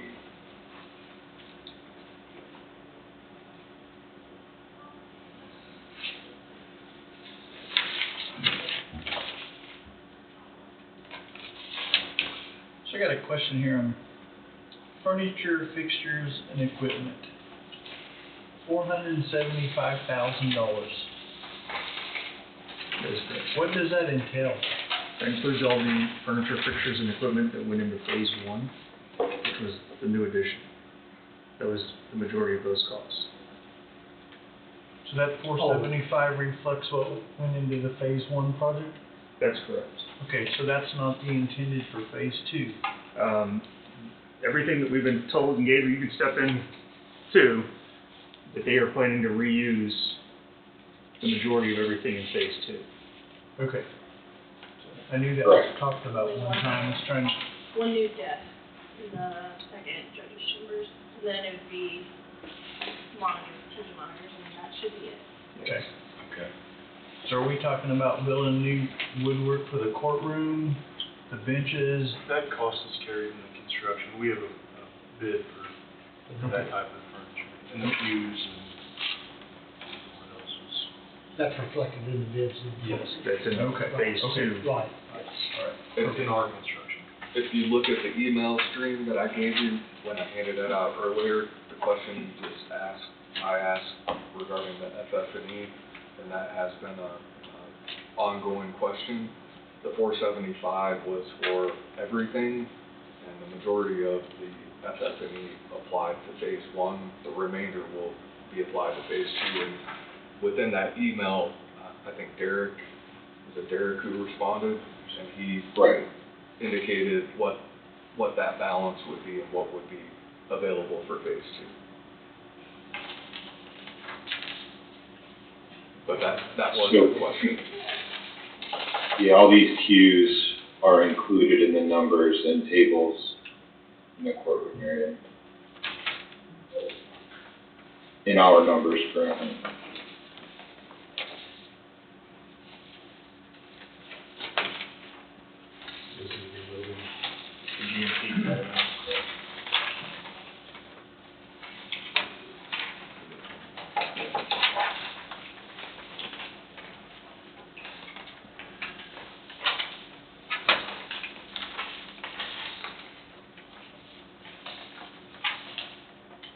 Well, I guess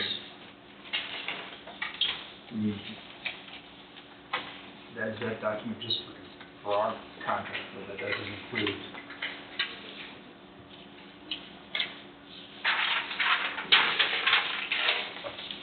Is that, because that's for our contract, correct? Yeah, this is for. Because this number would be the overall GMP to the project. You've got a separate contract with UGA and for all this other stuff, so our dollar amount would be different.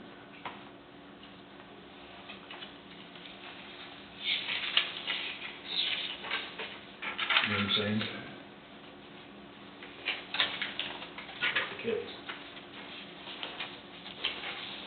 I just don't know if what that 28, does that 28 include the overall? I just don't know what that breakdown is. Contract for 25. Okay. Bear with me.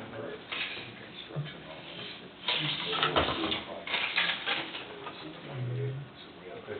So then I would just say that the overall total project GMP budget to the project. And then we'll get you the AIA documents to amend the GMP to include phase 2.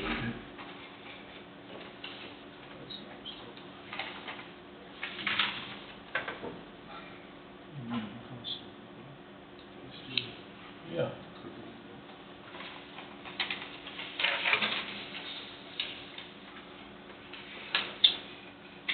I think the only other thing we need to mention too is that all the work can be performed, during normal work hours. We don't have anything off hours and overtime work. Obviously, we're going to be coordinating with existing building occupants, but we do not have any kind of overtime or off hours type work included right now.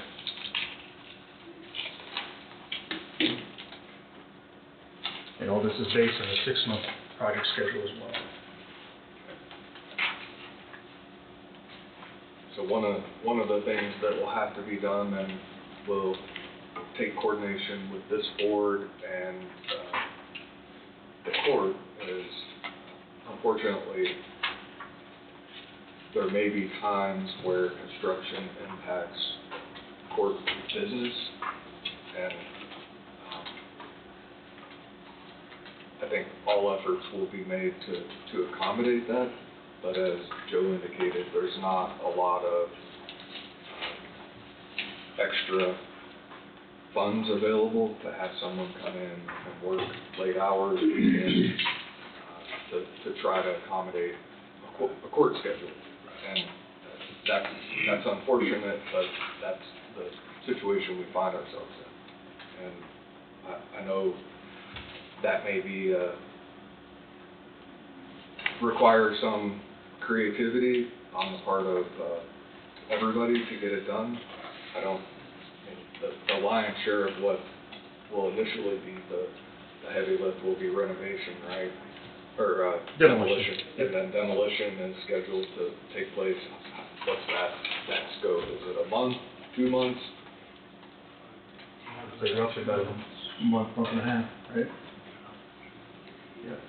But like any other construction project, we're gonna coordinate with the building occupants. The sooner we can get the information on the courtroom side or the new kind of cases, we'll work obviously with everybody and get this work coordinated. And similar to how this process has worked with phase one, the anticipation is that it's your call, that the sheriff and I, or Eric, or whoever, and Cole will all be sort of meeting and working on pay applications, change orders and whatnot to present to you, go over similar to what we've done previously. It's really worked good in the past. You guys have done a thorough job on that, I feel like. So is that still how you want that handled? It's fine. Yes.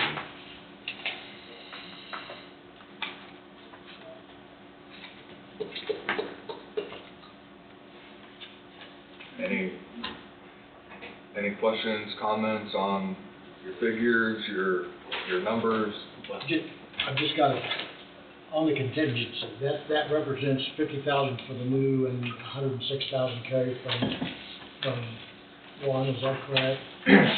So the unused contingencies and allowances from phase one is essentially a $156,000 deduct, essentially, from phase one, that's gonna basically pay for that overage on the budget. Okay.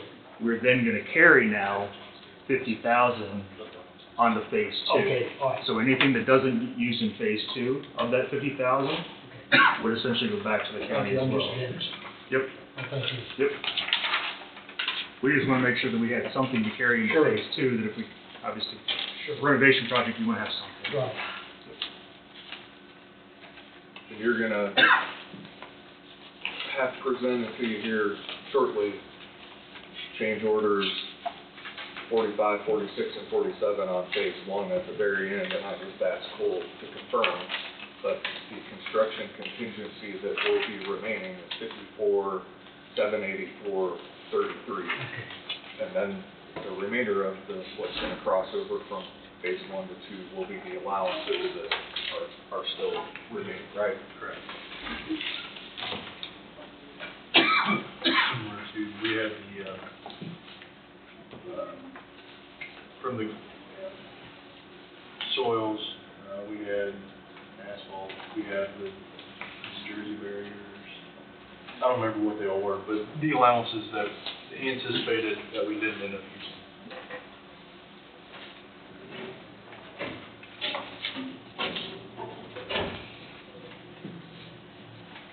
And maybe just to help wrap things up with what's on the screen, phase two AV owner contracted, that's, the county will bring somebody in from the outside to deal with the AV, that 445, and that's for the courtroom, for the entirety of phase two. Audio visual to get it, for the courtroom to be set up on the technology side. Phase two owner locks allowance, similar to phase one, Brad and Adam have to make it similar with what the rest of the courthouse has, they will order the locks and then go from there, so that's why it's itemized separately.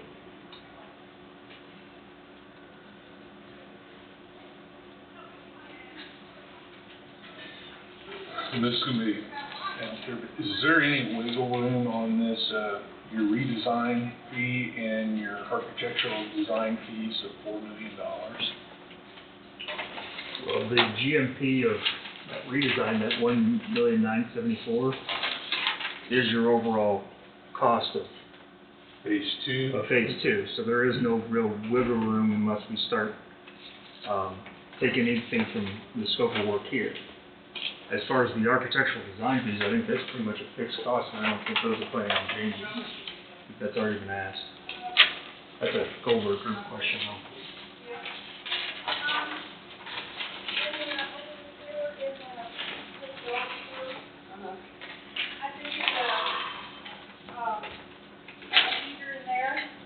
So when will this work start? I mean, We can get a notice to proceed or something as far as an authorization. We're gonna start ordering the long lead items right away. Some of the bigger stuff is obviously those STC doors. The jail furniture. The Yeah. jail furniture is potentially 6-7 month lead time, so we need to get it coming, essentially. We can start ordering those long lead items, and then we essentially don't want to start any of the demo right away until we know that everything's ready to go and we've got a clear schedule. We don't want any kind of disruption early and starting and stopping by any means.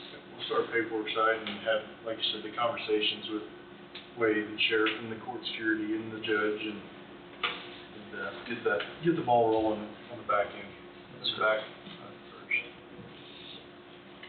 The architectural design fee, just for clarification, and Megan, you may or may not be able to answer this, but that is for not just the sign to phase 2, that's The entire project. the combination of phase 1 and phase 2. That makes a difference. Yeah, and that's 6.4%, which is very reasonable for design fees. They can go as high as double that, 10 to 12%.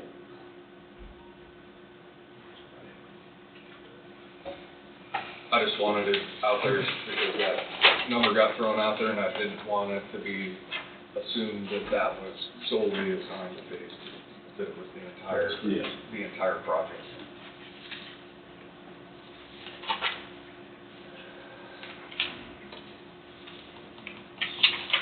So just to clarify, you're looking at page A411.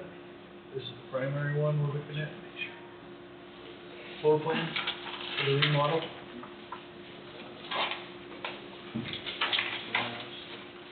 That's one. It should be right. A411 It should be right. and A412.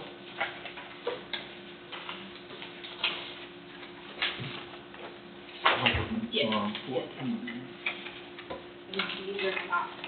Those are the alternates. Yeah. And then A412 also. Yep.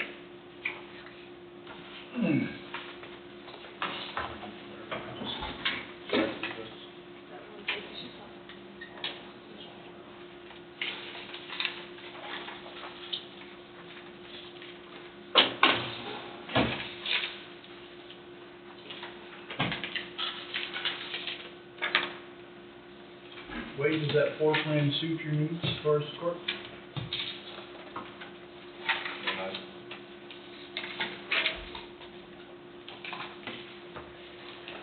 I think it's,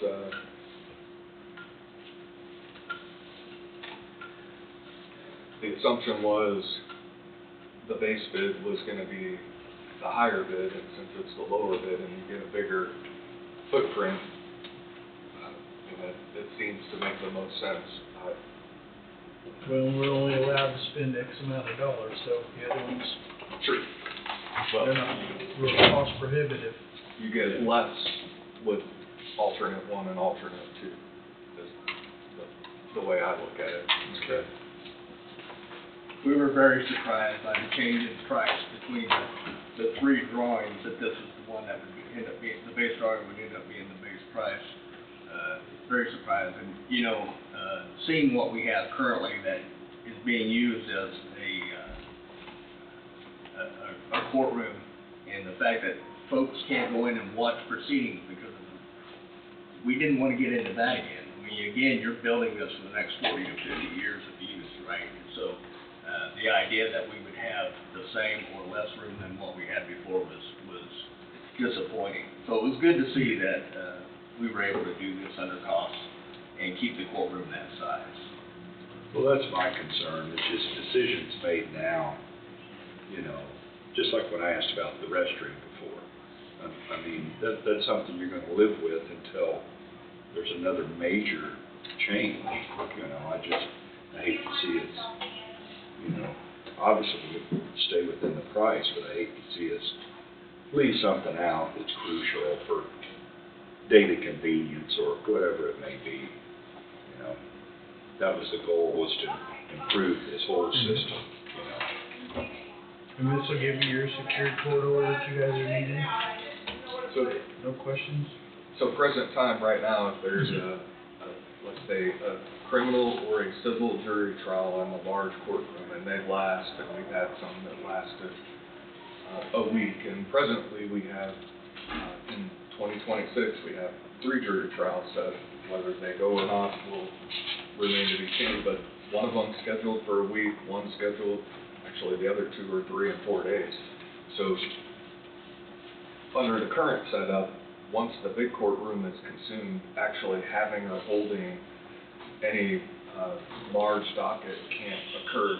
With this setup, you could have a jury trial ongoing in the big courtroom, and then you could continue and have a regular docket in the small courtroom.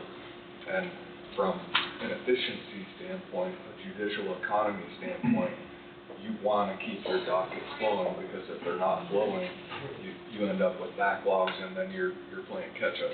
And this will help to alleviate that situation with this expanded small courtroom.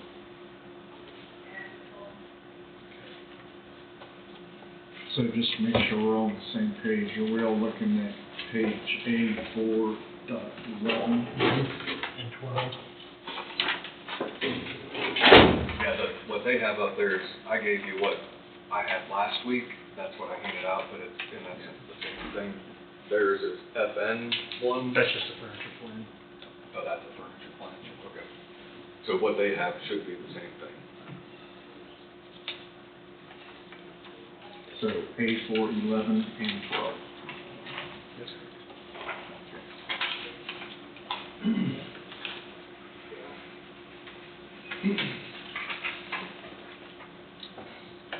So within your, I think it's within your,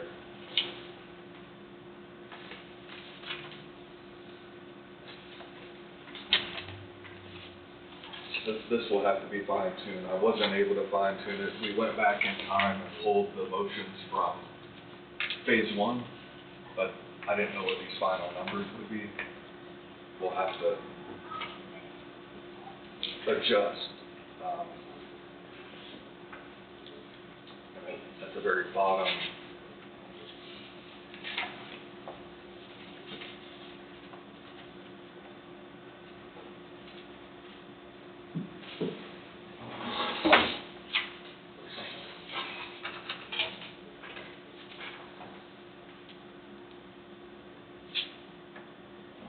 nope, I don't see it. So we'll have to.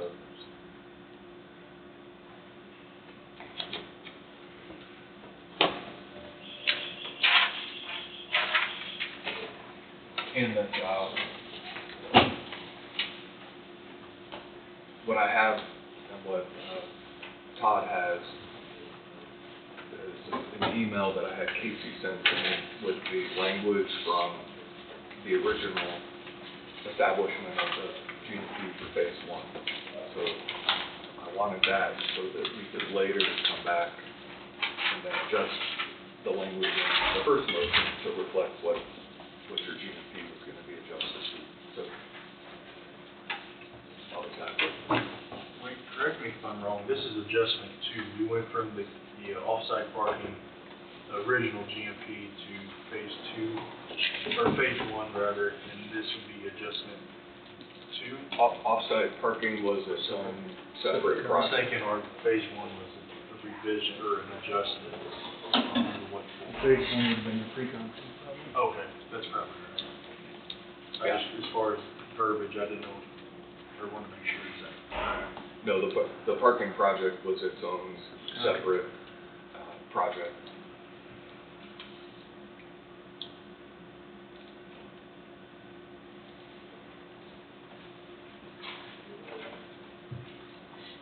Clear as mud.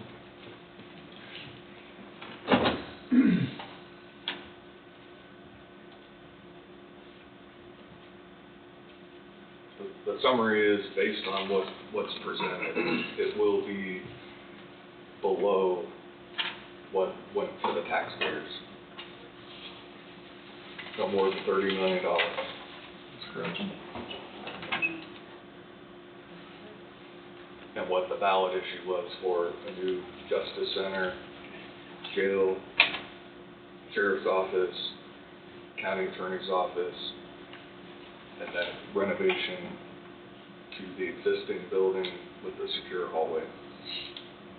And those were really what went to the voters and what they voted on. Is that? Yes. So, are these motions supposed to be in here? We pulled them ahead of time because we didn't know what these figures would be. So we're on the top one, that's what we need to adjust. Okay. The second one will be after Joe and myself and the board determine what that AIA document would look like, and then it would be approved. Brought before you and approved. Is it something you need like in a week or something to get all the figures together? Yeah, we just set the AA together, get the dollar amounts, but no more than a day. Yep, we said previously, myself and Joe and then Commissioner Keegan went through and went through every page and then changed some things. As soon as I get a copy here, I'll pull it on. One of those that we talked about, and I remember got adjusted after our conversation, was retainage, what retainage looked like.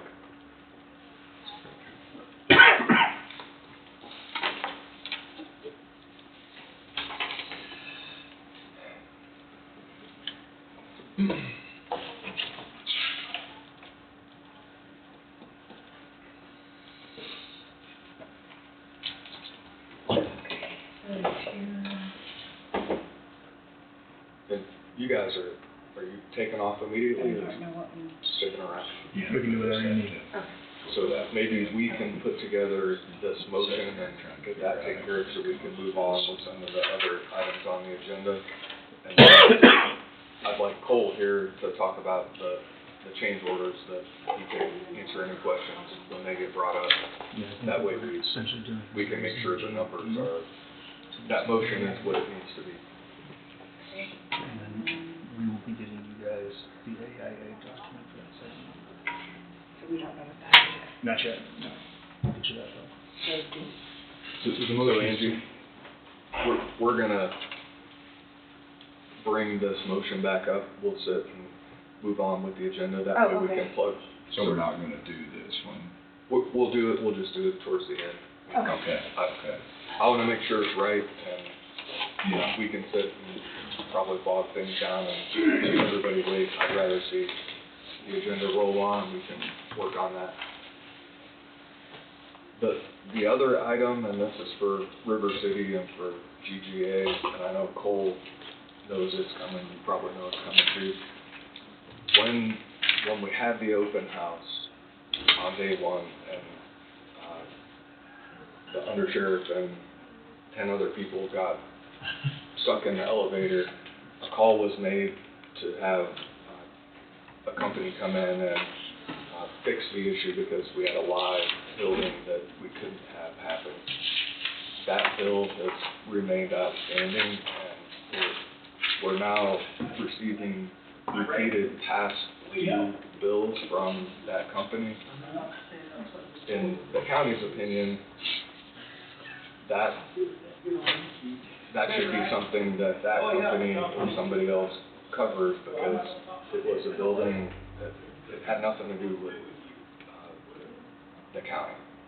Should have fell under a warranty. It should have fell under a warranty, and we used the company, and I'm not naming them intentionally, had just been here that day and had been working on that elevator as well as maybe another one. There should have been no reason why it failed to operate, and luckily we had the undersheriff in with the people who were stuck on the elevator for what, 40 minutes?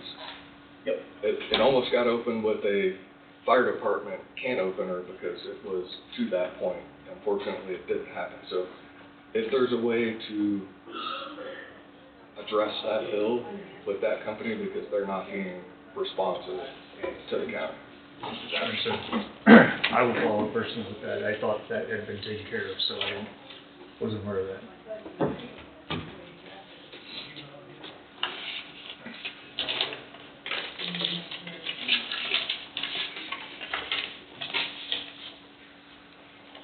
So we'll take a pause and we'll come back here shortly to deal with the request, a proposed motion to address the GMP to include phase 2. And what about these change orders? When we're gonna?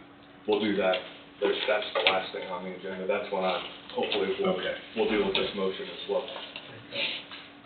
So we don't keep Todd and Ryan saving, waiting. All right, so we'll just move on to, noxious weed recycling director, Todd Bemis, executive session, personnel matters of non-elected personnel. Thank you, everyone. Thank you guys. Due to recent resignation, I don't think it's gonna take much time. We could probably get it taken care of in 5 minutes, but if you wanna be safe, we could go in for 10. Probably never 10, 5 goes by all quick. 5 to 10.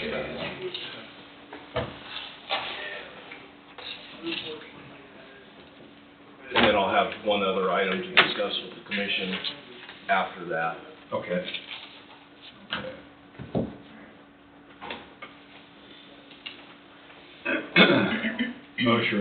Motion to enter into executive session for 10 minutes to include each of the commissioners, county councilor Wade Bowie, and noxious weed / recycling director Todd Bemis to discuss personnel matters of non-elected personnel related to a recent resignation under the Kansas Open Meetings Act, KSA 75-4319B1. So moved. Been moved by Emmetroff and seconded by Parker. Is there any further discussion? All in favor say aye. Aye. Motion carries. We will enter in at 11:24.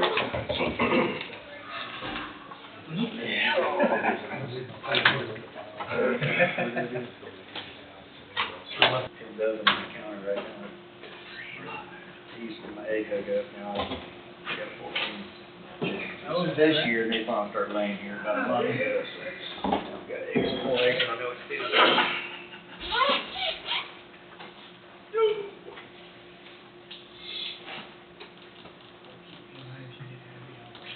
Okay. Okay, let's move in.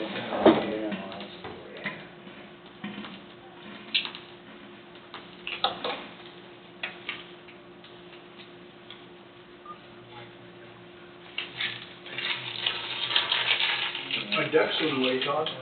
What's that? My ducks went away. Good. He come got 'em. You can't beat that deal. No, I was pretty happy. Well, that's what he was looking for, and he needed to get rid of them, so it worked out perfect. That old chicken house is so much cleaner without them things in it. Well, he's wanting to raise them, so Worked out if good. you decide you want some next year, you can hit him up for some babies. If I decide. Yeah. Okay, very good.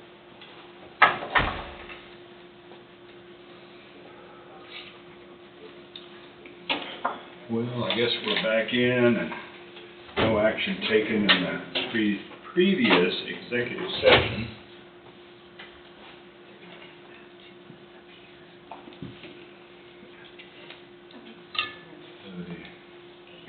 You have a So what I would suggest would be moved on the recommendation of the recycling coordinator to advertise and employ a light equipment operator to fill a vacant position. Okay, also move. I'll second. It's been moved by Thompson, seconded by McCurry. Any further discussion? All in favor say aye. Aye. Motion carries. Okay, I have one other thing. This summer we had a couple of, well, probably about half a dozen instances where our horizontal baler got in a bind on the backstroke and would completely shut down. And so we got to investigating when the last time that we had had a service on that machine was. We're supposed to be on a yearly rotation. And it had been, I think it had been 3 years since they'd been here. So we finally got them here to take a look at the equipment to do the service. And then he found some things that we need to get fixed. Guides and rollers. Yeah, and there's a track that runs on that needs to be all cut out and new welded in. So on his estimate that he gave me, we're looking at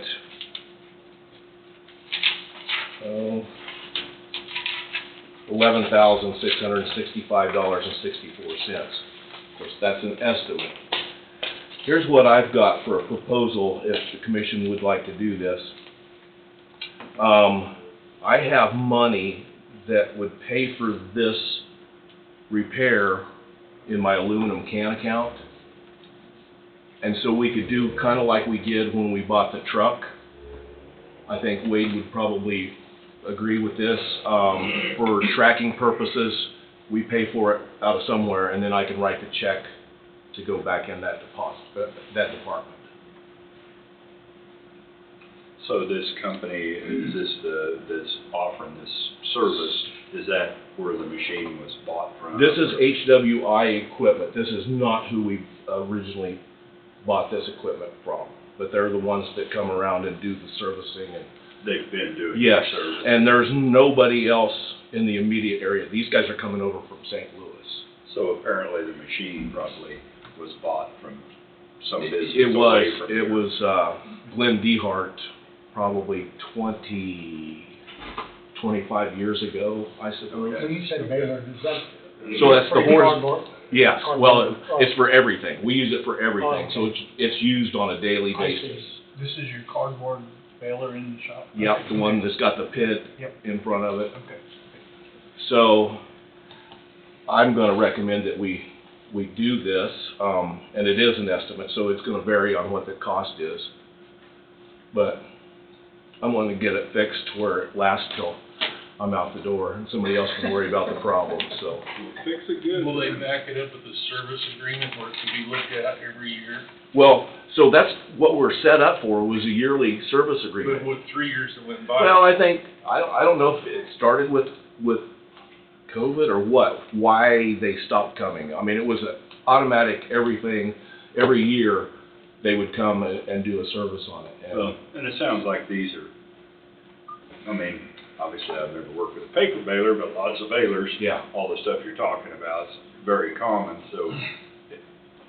I mean, don't if feel anybody like wants it me was- to pass this estimate around, I'm happy to do that, and you can see what we're talking about that needs to be fixed. It's maintenance, basically. It's I mean, maintenance. just wear items. Did you have a contract with them? Like an annual scheduled maintenance where they would We, come? I thought we had an annual scheduled maintenance, but for some reason they didn't come and it didn't hit us until, we started having those issues with the baler, and then we got to checking in on it, and it had been a while. What I think maybe happens is that tracking that the ram follows, I think we might have got something in there, tin can, something like that on those tracks maybe. So it throw timing off. Yeah, so it would bind up and quit, and it probably did it 6 or 8 times over the course of 2 weeks, and then it's been fine since. But we have some issues that we need to get taken care of, so. Okay. I don't know what where you want the original money to come from, general fund, how you wanna do that. Well, if we're But- gonna replenish it, I don't know that it much matters, does it? Mr. Bowie, you have an opinion on that? Where we take it out of?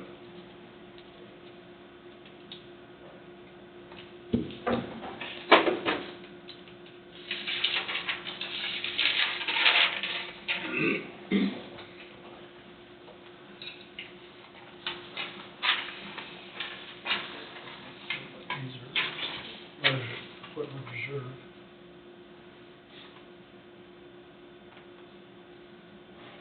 A couple years ago, we used this aluminum can money to purchase a Freightliner we got and zero turn riding lawnmower.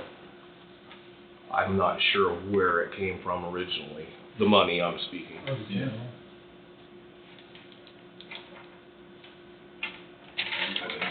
I'd probably go back and figure out where that came from and use the same source, so you're consistent. I'm sure the auditors will appreciate that. I see. I mean, I could just write the check for the bill, but then it's not really tracking it, you know? Yeah. If I write it out of my aluminum can Right, I checking understand, account. yeah, that way it's paper trail for everybody involved.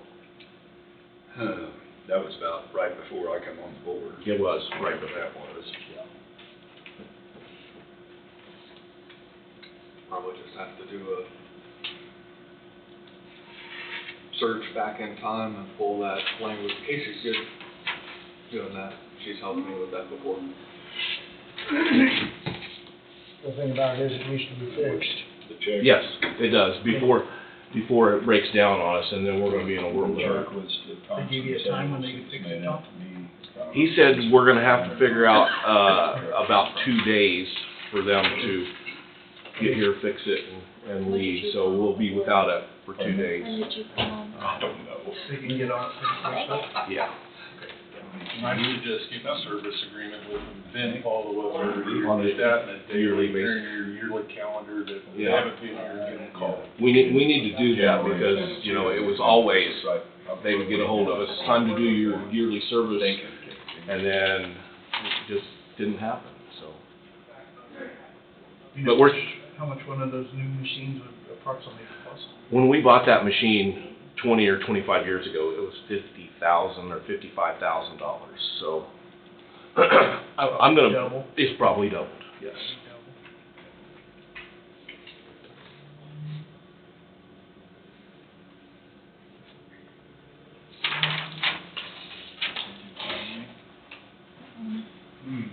Maybe it was free, maybe he forgot to pay me.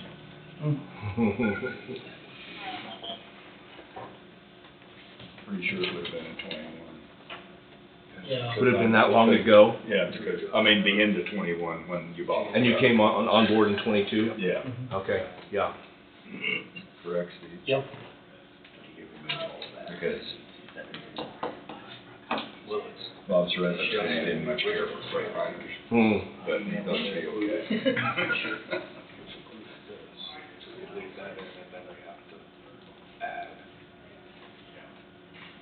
Or he wasn't a freight liner man. Okay. Hers doesn't like to search for some reason. Pardon me? I said her computer doesn't like to search for some reason. Did you try a search on Freightliner? Search it for. Try Freightliner.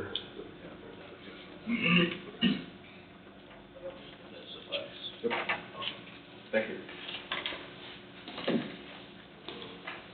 And then Mark, I have an ad for the paper. Do you want it, or do you want me to take it to the paper? Okay. Okay. I don't wanna be responsible. Fair enough.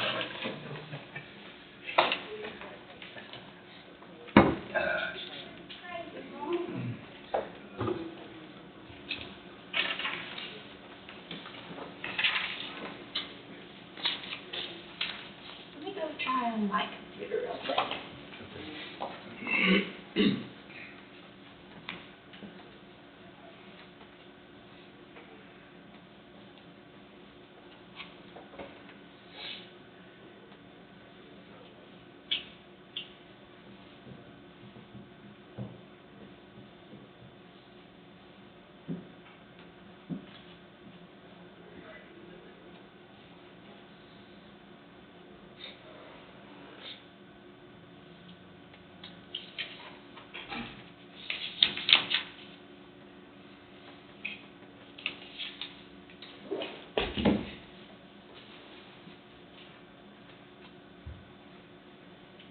It very well may have been equipment reserve, but I couldn't tell you for sure.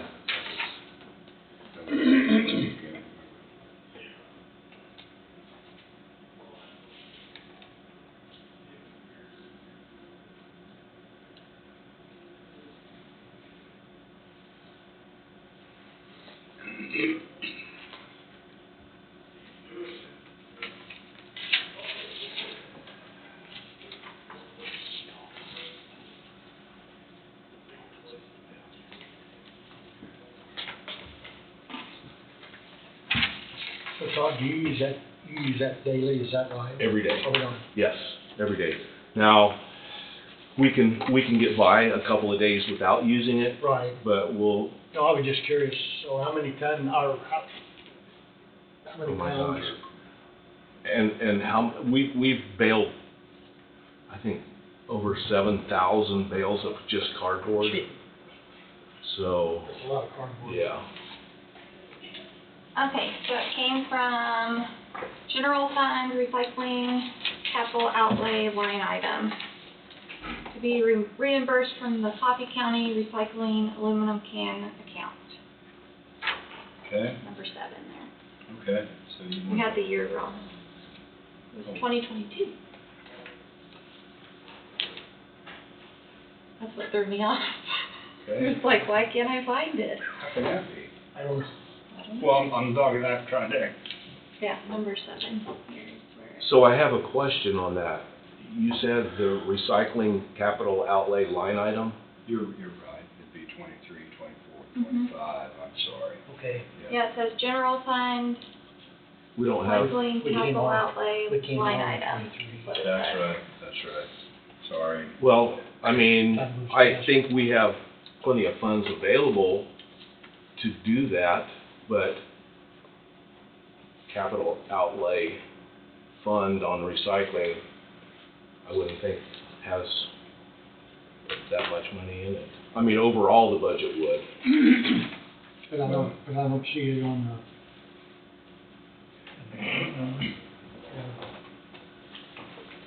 It's in the general fund, right? Mhm. It's a line item in the general fund. oh, okay.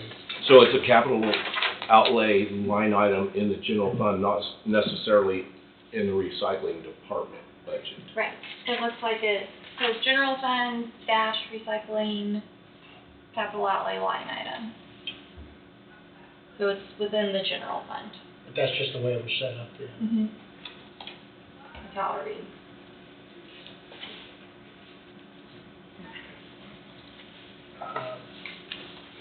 Well, it'd be general fund. Okay. And then within that general fund, it's, capital outlay, Which Jessica may be able to tell you exactly how it. Right. So we want. So the recycling budget is in the general fund, but we per se don't have a capital outlay line item in the recycling department. Maybe to ask Budget. Jessica exactly how it. It doesn't matter, it probably doesn't even matter, we just So I guess you could do it in the general fund, except. do it in the general fund, equipment reserve, I'm gonna put the money right back in there, so. As a matter of fact, you'll have the money before the money goes out. Do that. So, motion. What are you doing? Well, since it's an estimate, how do we handle that in the actual motion? Not to exceed Okay, whatever your amount is. okay, well, that was $11,665, I think, and something. So, just to be safe, I would wanna give us some room to work in case they come to do this and find other things that need to be What was the fixed. what was the estimate, Todd?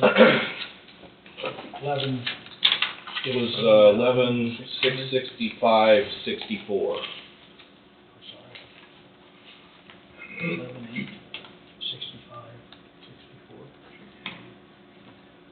11,865.64. Yeah. This guy that's gonna be doing the repair, him and another guy, have actually been the guy that comes and does our services. After the work's done, if it can't wait. We can do that, can't we, Wade, if they Exceed it? If they exceed it, then we can go back and adjust that, correct? And right now, you're not to exceed, what amount did you say? The actual amount? Well, the actual amount of the estimate was, $11,665.64.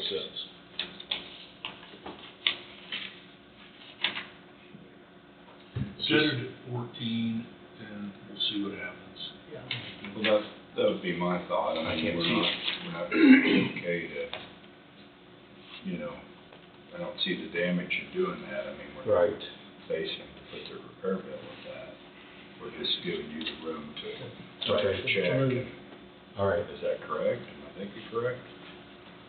So then, do we want to do something like moved on the recommendation of the recycling coordinator to direct the recycling coordinator to contact HWI Equipment Incorporated and have them work on fix the horizontal baler not to exceed $14,000?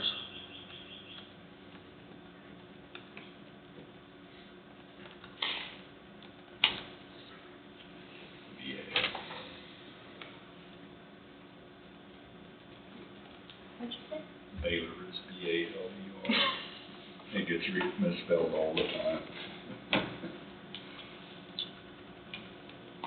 The horizontal baler.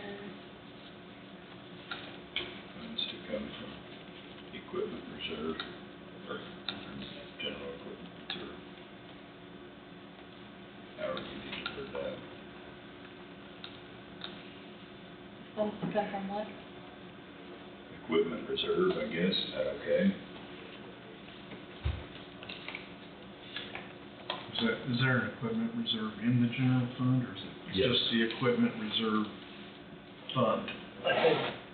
General fund, I guess. It falls under the general fund. General fund, equipment reserve line. Yeah, that would be correct.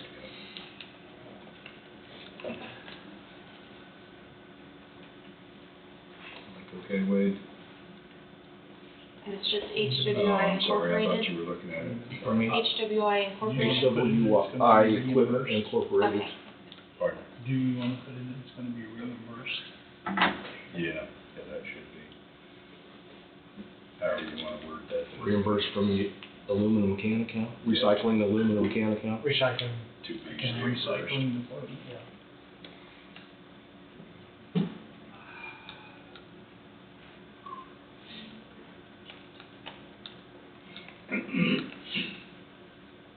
How much are cans a pound now? 35 cents, but we've paid for a lot of equipment from selling the aluminum cans. 35 a pound? 35 a pound.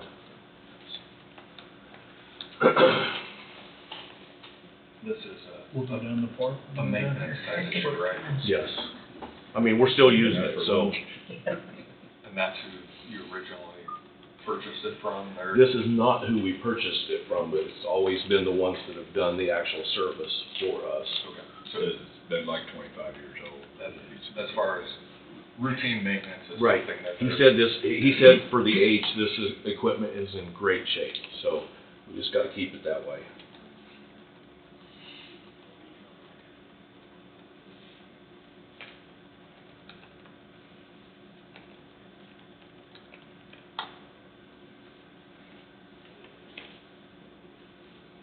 So the word fix, I just change and say to provide necessary maintenance.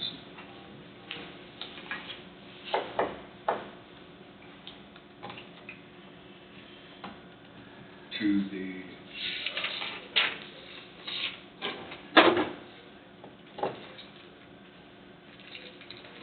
Okay. Okay. I'll make a motion to authorize and direct the noxious weed / recycling director to contact HWI Equipment Incorporated to provide necessary maintenance to the horizontal baler with an amount not to exceed $14,000 with funds to come from general fund equipment reserve line item and to be reimbursed from the Coffee County Recycling Aluminum Can Account. Do I have a second? Have your office second it. Any further discussion? All in favor, say aye. Aye. Aye. Motion carries. Very good. Thank you. Thank you. Thanks for coming in. Absolutely. My pleasure. Okay. Saban, do you have something for us here quick? I do. I will try to make it quick. Just a couple things as a follow-up on the SSM project, the airport frontage road. So good news, we did finally hear back from KDOT, and they've accepted our drainage analysis, that the impacts that we described multiple times have now been accepted. And so there will be a little bit of ditching to be done. That was all part of what we expected to do. Use the existing 4x3 reinforced concrete box that exists where water had flown before under 75. And so that part is, that was good news to get. So the water flow will still be the same across the street? Yes. Yeah, To the other individual? That's correct. That's correct. It was, the calculations in the drainage that we did were provided, what I would call negligible change, and that's how we describe it, and that's what they accepted. Good deal. So, secondly then, or the other items before you, Ryan has been kind of running point as you directed on the project, and we've had a number of meetings with the contractor, our inspectors, our designers to get this project to a point of finish line, or at a minimum to a point where how we have it ready for winter. So there was a meeting that Ryan conducted last week that Wade attended as well, where I've been presented with some change orders. These are specifically two of them. The simple one is just for a time extension. It's a no-cost change order, so that as if the work due to weather has to carry over, we account for that and we allow it through a change order. The substantial completion date that's listed on that change order is July 31st of 2026. No one, including the contractor, expects that to happen. It's just to put that in place for seasonal work once winter hits, and then we start back into construction season. So we believe that's approvable, so that's in front of you as a change order as well. And then the other one is a change order specifically after we learned that we were going to go ahead and have to provide some sort of connection to 20th Road as a part of the CDBG program and grant program. The contractors provided a change order to make those final connections, including a pipe in the ditch at 20th Road, aggregate base, and furnish some AB3, and then the hauling of placement of fill. That change order comes in at $56,217.26. We are asking for approval of that, so that work can be accomplished here while they're expect good weather this week. So I was asked to bring those forward to you today just as soon as possible, so we could see if there would be some discussion or concurrence. When you say install a pipe along 20th Road, is that going to the east? The 15 PVC pipe, existing 20th Road south niche of it, going a little bit to the east, yeah. So does that take the place of the original drainage, which actually went back onto the property and diverted it all the way down 20th Road?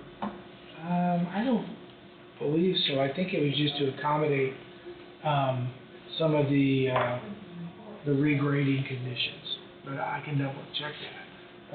Just for the road ditch then? Yeah. That's what this Yeah. tube is for? When we're gonna come in, it's for the road ditch. It's not?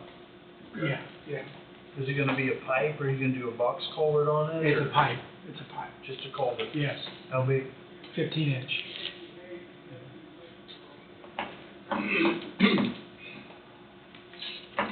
So those are the items in front of you today. Says there on your bidding request for that amount, it says mobilization fee of $15,000. It does, yes. Who's mobilization, is that using the current, is this something Kilo's gonna do, or is this something that the equipment's sitting there for already? I'm gonna maybe ask Ryan, that came up in the discussion because there was multiple folks speaking to that, so do you recall? I would say that, that's gonna be something Victory on their mobilization. So I don't know what equipment they're bringing back in on that, but I would say that there's some equipment that's probably not there, would be the reason for that mobilization charge on there. Typically on a change order when, there's been work completed, what we thought was completed and now it's not, and you have to come back in and do more work, that there's a mobilization charge that goes in with that. I don't know exactly, what the 15,000, what piece of equipment, where it's coming from or any of that, but that's what they put in for their mobilization charge.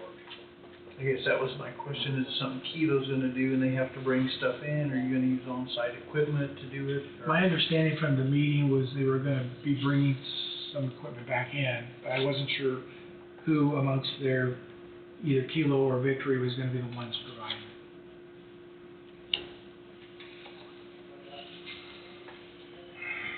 And what was the reason for this work order? Well, yeah, the reason for it was after, originally we were moving toward no connection to 20th.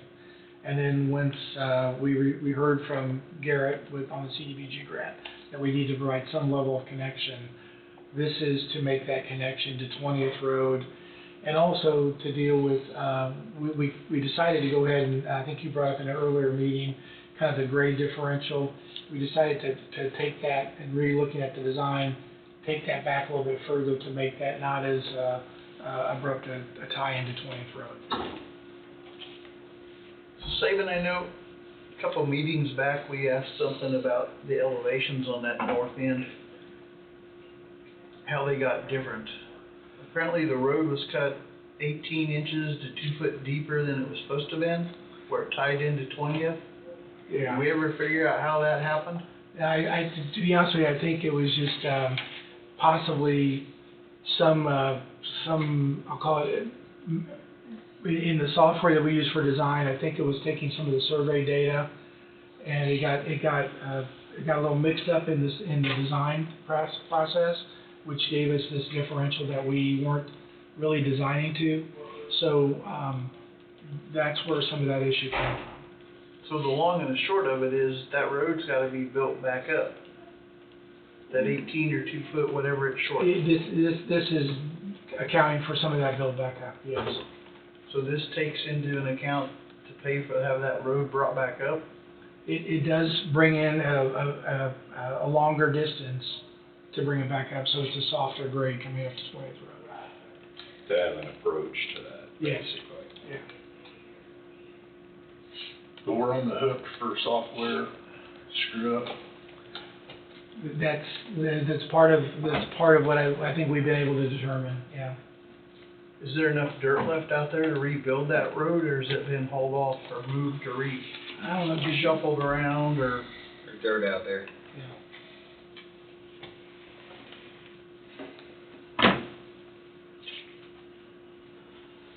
So this change order encompasses redoing the elevation on the north end where it ties into 20th? Yes, it does. That was cut wrong.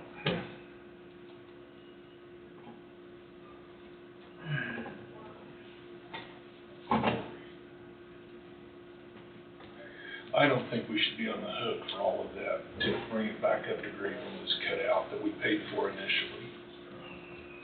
Or have to pay for, then to come back and have to pay for it to be placed back. I mean, we did pay to have it cut. If it was cut wrong, we had to pay to fix it, is what they're asking for.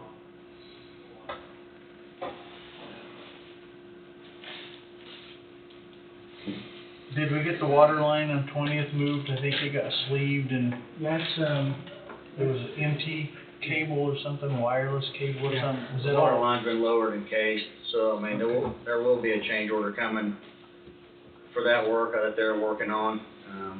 So that'll be coming here at some point. I would also say that included in this change order, if you go down to that CO5-3, and so it talks about the compact to AB3 North cul-de-sac. So that line there is essentially where phase 1 ended and phase 2 started. And so there's a correction that needed to be fixed there, because right now there's kind of a dip in the road, and I think that kind of had to do, we took that cul-de-sac out of the plans, and so that tie-in point somehow, come in a little funky. So that's also in this change order here, and that would be that 10,643, and that's for the extra 350 tons of rock materials that's going back in that area. So there's kind of two things involved. Two things involved in this change order, yes. I'm just impressed by the $15,000 to get a piece of equipment out there.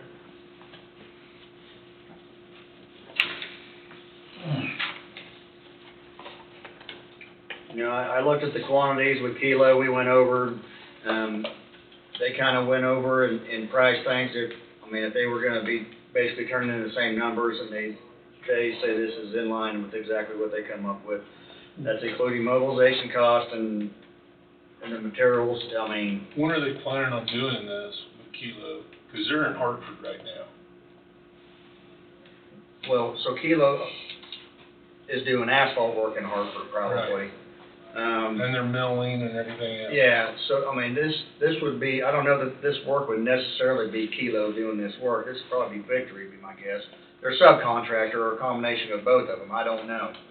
But I would say it's probably Victory. I know that Kilo did say to me that if need be, they would come in and do this dirt work, but I do know they plan to do the work this week with the weather being favorable. That's their plan. Because I think they got rain coming in Saturday. Yeah.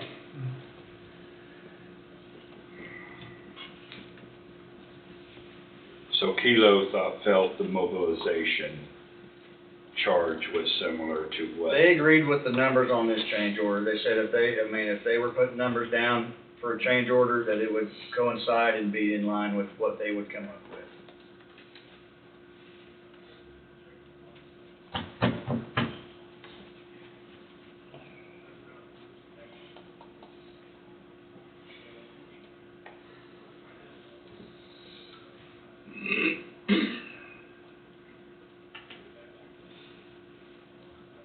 You got any idea how much that water line's gonna cost?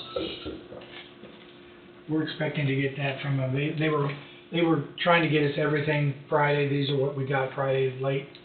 So I wanted to get these in from. They're waiting on the water department to get their Well, time. I know they hired that same company to go in and dig it and sleeve it, so.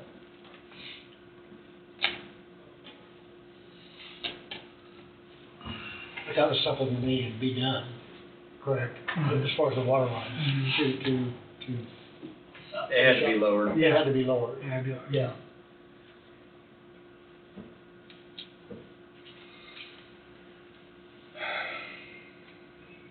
So once you get that, where phase 1 and phase 2 come together, is it ready to put asphalt on it for winter time? It should be ready for asphalt, yeah. That's gonna be done in the spring. Well, they're hoping to get what we discussed in the Some meeting, base was asphalt. get a base asphalt on there before base. spring. Base Get it on. so it's a hard surface. It'll protect the integrity of all the work that's been done. Yeah, that's what we discussed. Okay. Yeah. Okay. If I remember what we talked about, doing that pre-winter to protect the base from. You're correct. You're And that's, correct, we Mike. spent a lot of time talking about that. I'm just with them. reiterating it.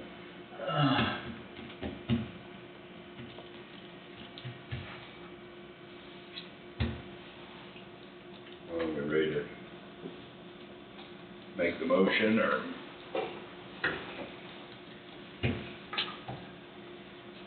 I myself would like to see a little, if they had a little negotiation for $15,000 to take a piece of equipment out there, if there was some wiggle room in there with them, but that's. I don't disagree. And I'd like to see something done if we dug too much dirt out they're gonna have to pay to put it back. And I don't know if the specs are right or what, but that's not the county's fault. Well, we can take this back and just say, I certainly think we can ask about the negotiation on the mobilization and see where we're at. Well, you see my point, if that's the same company that's gonna do it, and they got a piece of equipment sitting there already, We can do it, either today or tomorrow and get something back to you. I mean, that's, I know that they're wanting to take advantage of the weather, and I think you would too, but, Yeah. let me see if we can, have a further negotiation and then. also like to take advantage of the taxpayers' money too. Yeah, absolutely. Because I agree with Todd that I don't think this is our fault saving. I don't think we ought to be biting the bullet to put dirt back in there. Not trying to be difficult, but it shouldn't be our responsibility. We'll take another run I at it. think you guys That's what can we do. handle that. Yeah. But we'll turn around something pretty quick to you. Is that? I think it's fair. Yeah. Okay, good deal. And you say KDOT did approve your drainage Yes, then, so they that did. on phase That's one? good. Yeah. Good deal. Yeah.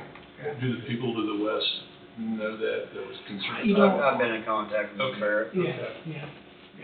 So, So I guess. now the we're one change order for the extension of time, I think that would be something, if you could approve that, that's probably a wise move and get that Yes, taken care no of. problem with that. Basically, that date is the must-be completion date for the CBD grant.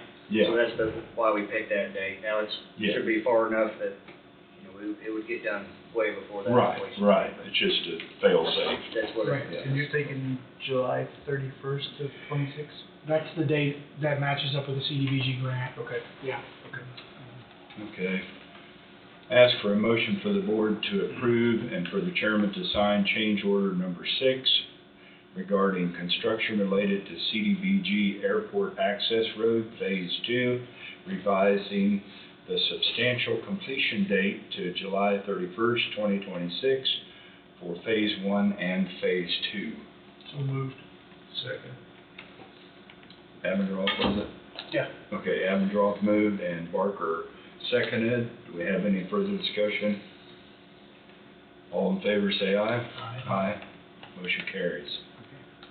That's all I got, and we'll get back in touch. Okay, thank That's you, my David. birthday, so give me a good present. July 31st? July 31st. Hopefully that's not the present. Hopefully it's done before then. Thanks, guys. Thank you. See ya. Okay. So, County Councilor Wade Bowie, Law Enforcement Center, change order 45, 46, and 47.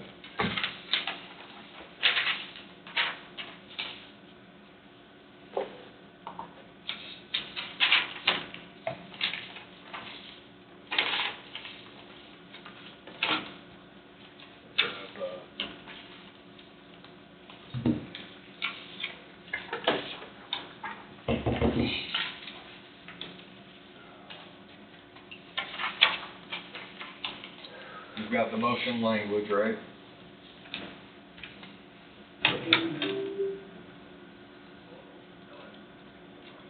Yes, we talked about these, didn't we? Am I thinking right? Very, I planted seeds last. Briefly anyhow. Yeah, or you mean? Call it the seed planting. Yeah.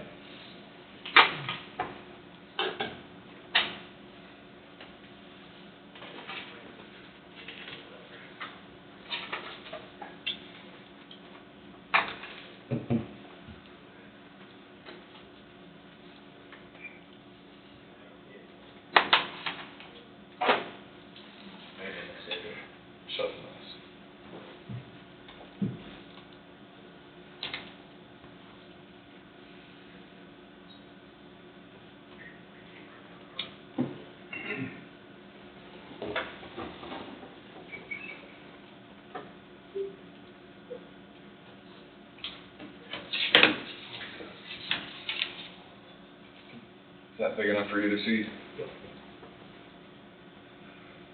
So this change order 45, as you see, is $1,854. That was specific to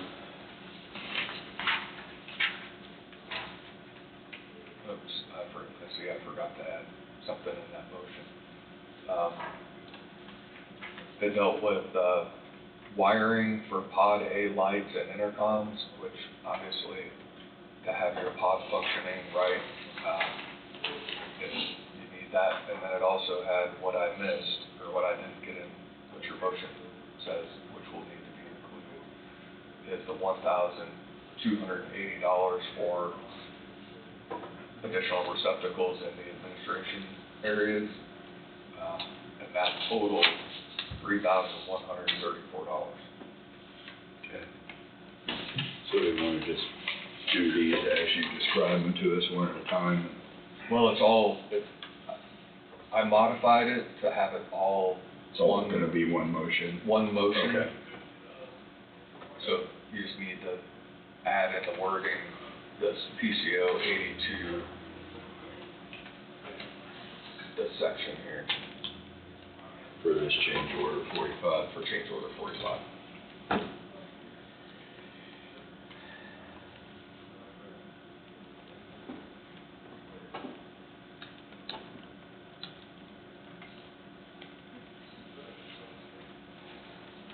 Yep.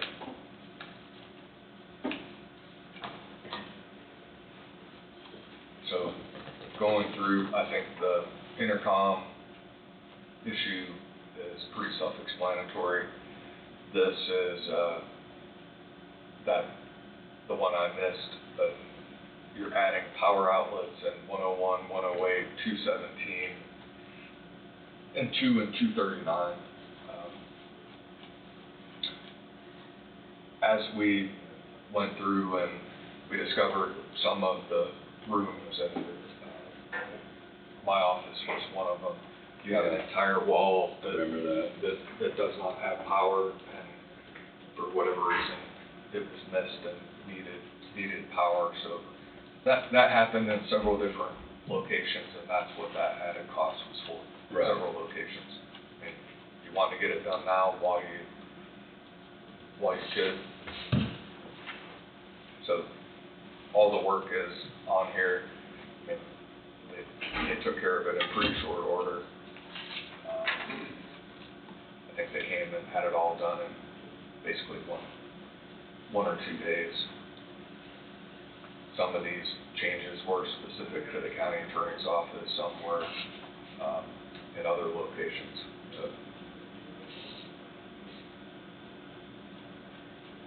that's that one. Any questions regarding that one? Next one, 46.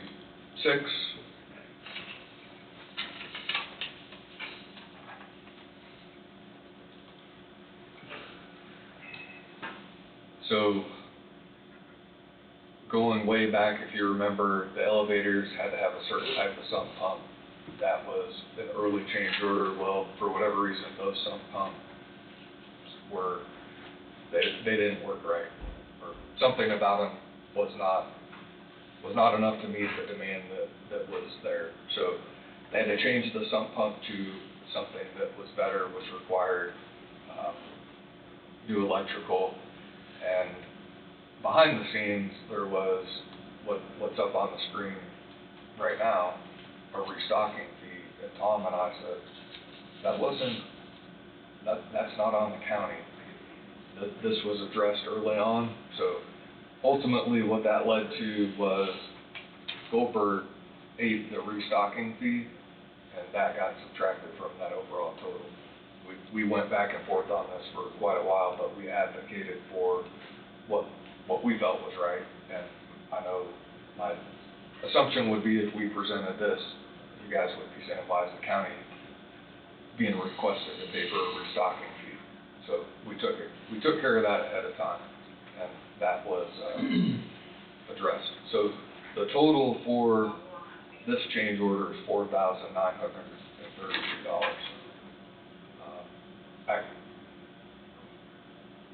Then you subtract the restocking fee, and the total is $1,735.49. Okay. So, which seemed reasonable under the circumstances, and that's basically the sum, and just needed a new or a different sum up. Any questions on that one? And then here's all the supporting documents.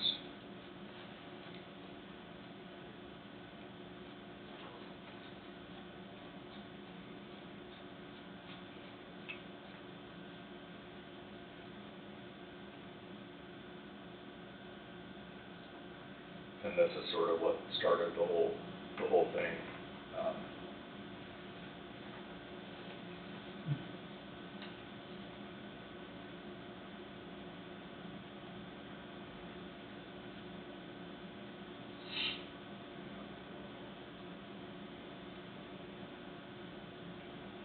So, I think this one was handled appropriately. It costs a little more, but you want the right type of pump in there.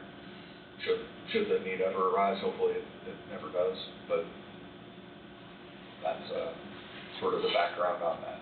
Okay. That's 46, 47.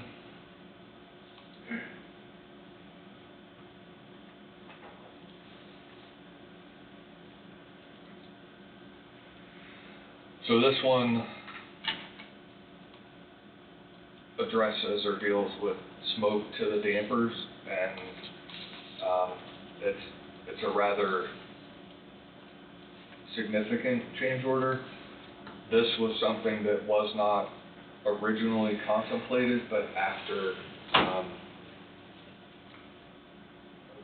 if I recall correctly, some issues arose with the smoke dampers in Lynn County. The recommendation was made to go ahead and address this now instead of having to potentially address it later. So obviously it's a pricey change, but one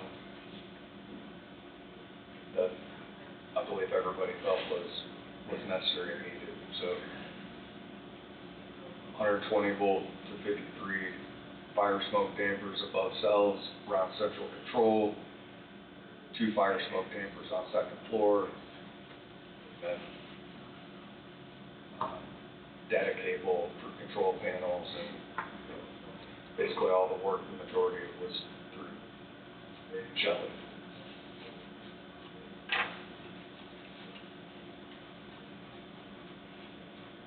And then these are the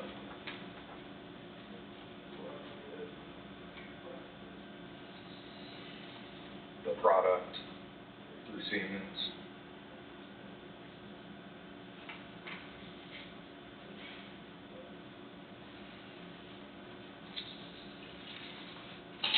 And if I get it to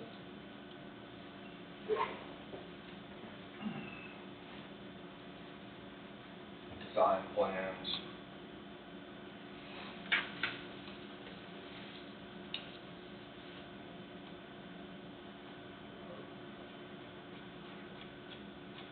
And if you need more explanation on this, I think Cole's downstairs and I can grab him, but.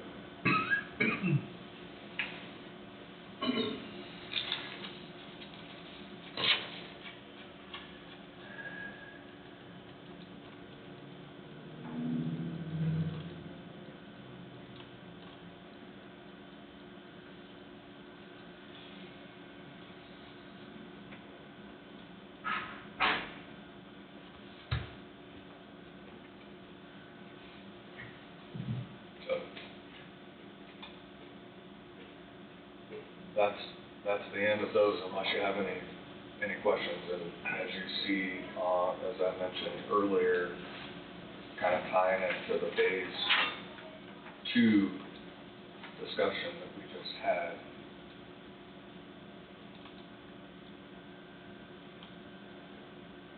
Once you subtract and change order 47, this is the balance, the 54,784.33 that would then transfer over as available funds to phase two.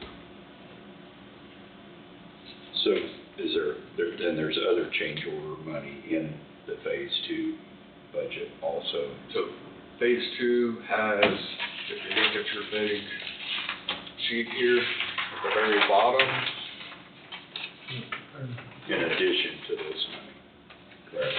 well, so the amount in phase two already takes into consideration this 54,784. They've made that adjustment. But it's added together? Yes.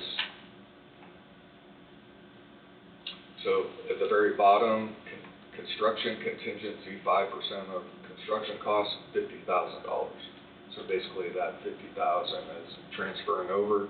Okay. Then there's $40,000 in allowances, 5,000 for demolition, 10,000 for roof patching, 5,000 for interior wall patch paint, and then 10,000 for general clean. So when you were going through that on change order number 45, you said we needed to add potential change order 82, which I think had a deduct of $1,280. Is that going to change your bottom line on the amount deducted? Is that going to be in addition to what's already there, or is that included in change order number 45? It's already included in change order 45. The original was what, 40? Okay, so 1280 and the 1854 together, so, okay. Yeah, Just needed to add the wording for 82. I already had the right amount somehow in the description.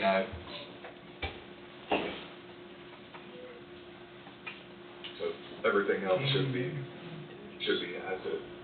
All right.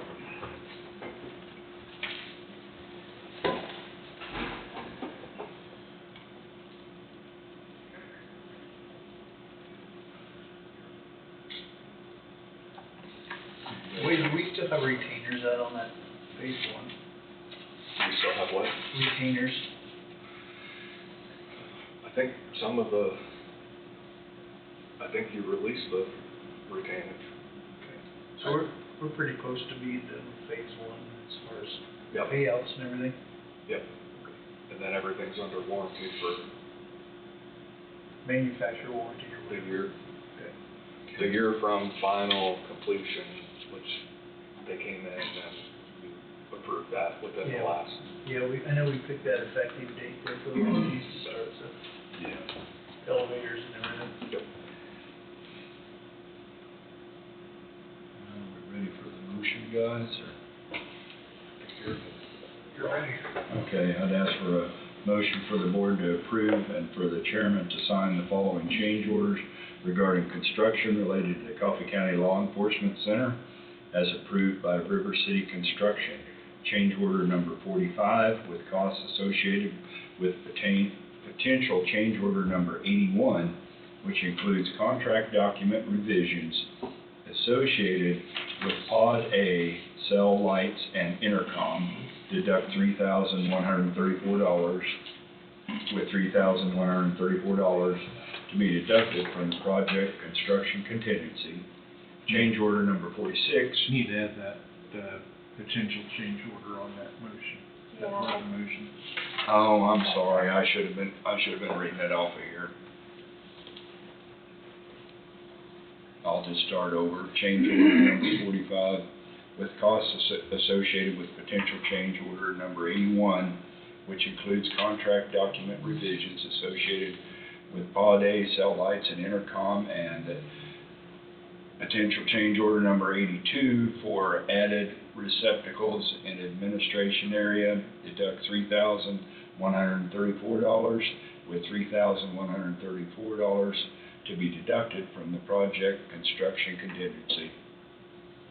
Change order number 46 with costs associated with potential change order number 57, which includes contract document revisions associated with switching sump pumps, revising type, routing electric, revising electric, and elevator, with GCA to pay for restocking fee in the amount of $3,196.51, deduct $1,735.49, with $1,735.49 to be deducted from the project construction contingency.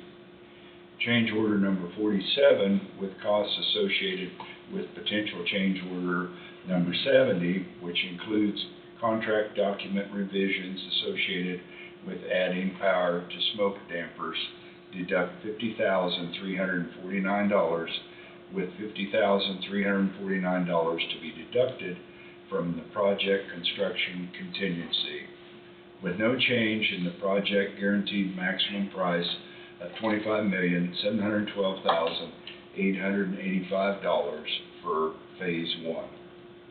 I'll make that motion. Been moved by McCurry and seconded by Peterson. Any further discussion? Wade, change order number 46 there, it says in elevator. Did they do one or both elevators? Should be both. Right there in the middle, it says revising type, routing electric, revising electric in parentheses, and it says in elevator. Should we add an S to that to say elevators then? That's just how it was written in the,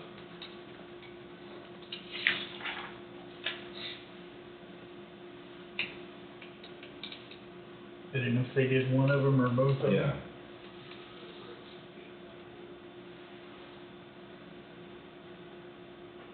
Or is it just for that it didn't meet the specs? It says pumps at each elevator pit. Okay.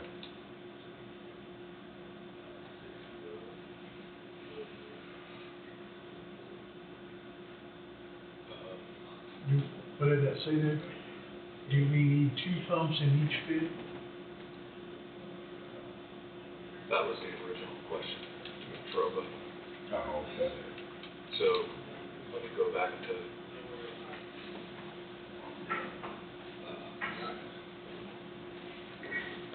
Go to their invoice and see how many pumps they build up. Cole. Change order 46, elevator. Some pits, some pumps? It was 2 pumps, right? Correct. Correct. Yeah. So they did both elevators? Correct. Okay, there it is, Mike, right here. Two simplex pumps. Okay. Needs to be plural. So you just need to put an S on elevators? Yeah, the change order says elevator, so it should be elevators, right? Yep. Okay. Okay. Sounds good to me. So just to not read all that again, but we're gonna add an S to that to be plural. Yes, 2 L. Since there's an S on it now, I'll make a motion to approve this. Okay, okay. Second. Been moved by, that guy, Avondale, seconded by Peterson. But the other guy. Any further discussion? All in favor, say aye. Aye. Motion carries. Okay. We read that then.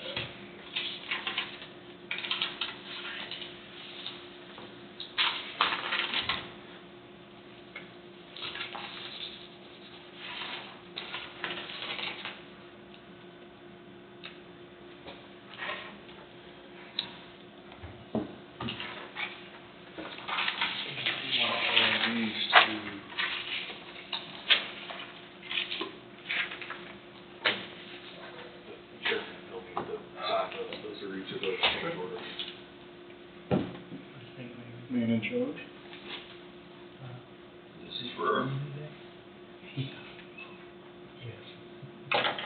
just the top one here going. There should be 3. I think. Okay, that's what I thought, so. I don't know how he's got them put together.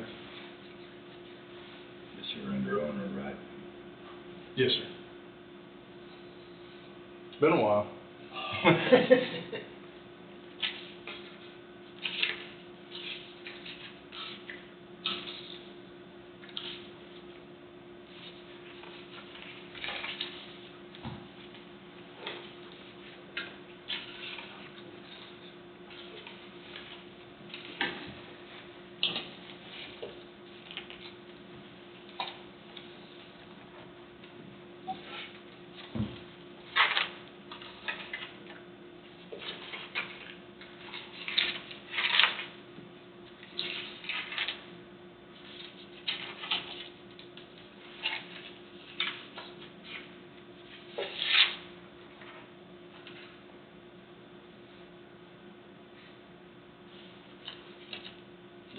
replaces and anything? Yes, sir. I think she usually emails them to me. We can email them. Okay. Thank you. Okay. Understand how to do it. Yeah. I have to Jill up.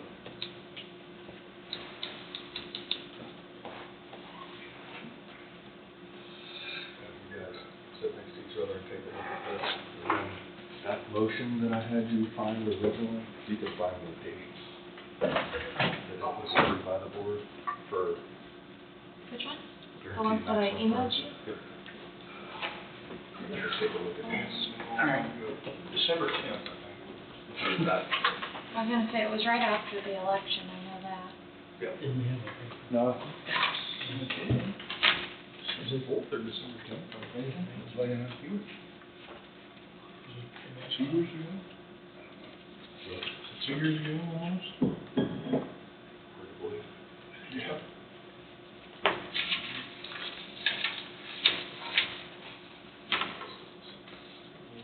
You got it. You got what you need. Huh? I'm just looking for a date. That.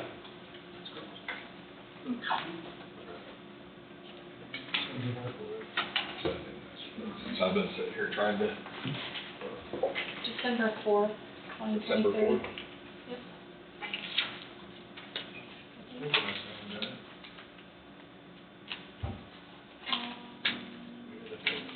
Hold on, let me make sure. 2023? Give me Yes. Give me 1 second.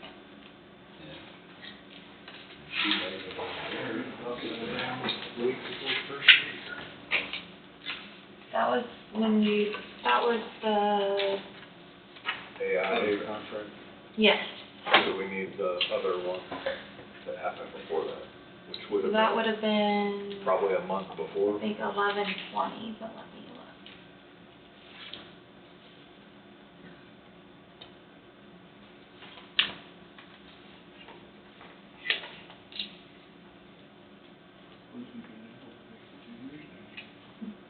That would have been November 20th, 2023. Okay.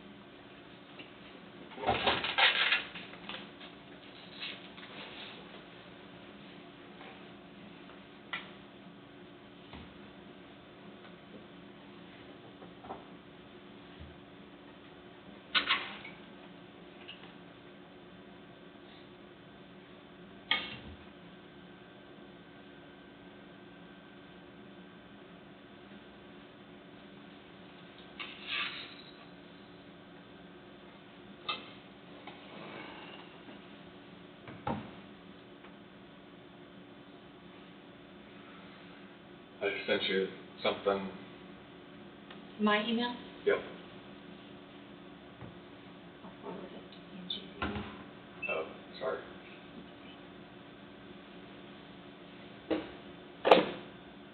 Just had to put something together that references what was done before, but also what's happening now.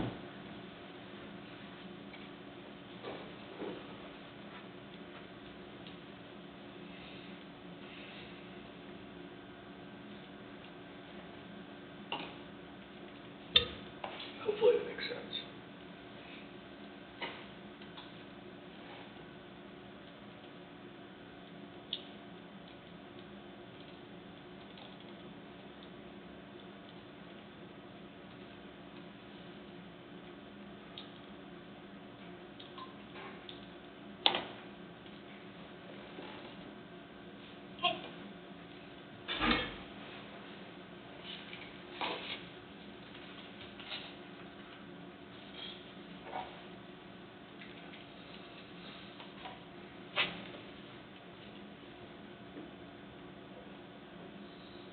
It's on there. Pardon me.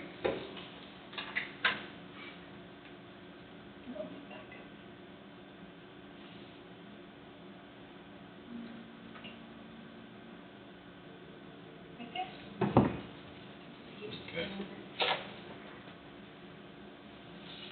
He's looking at it. That's what he just emailed over. Okay. That's what I was trying to work on. Okay. So there's one too many percentage in there. I guess that's minor compared to.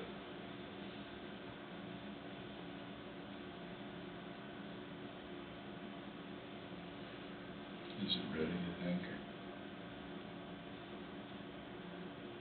I'd say if Mark says it reads well, then if there's something being clean, it doesn't hurt my feelings.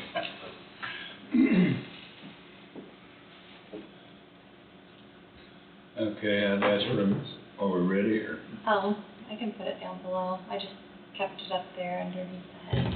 It's at 10:30. Oh, okay. You don't have to. I'll move it as soon as you get up She there. found it for me, I didn't know where to look for it, so.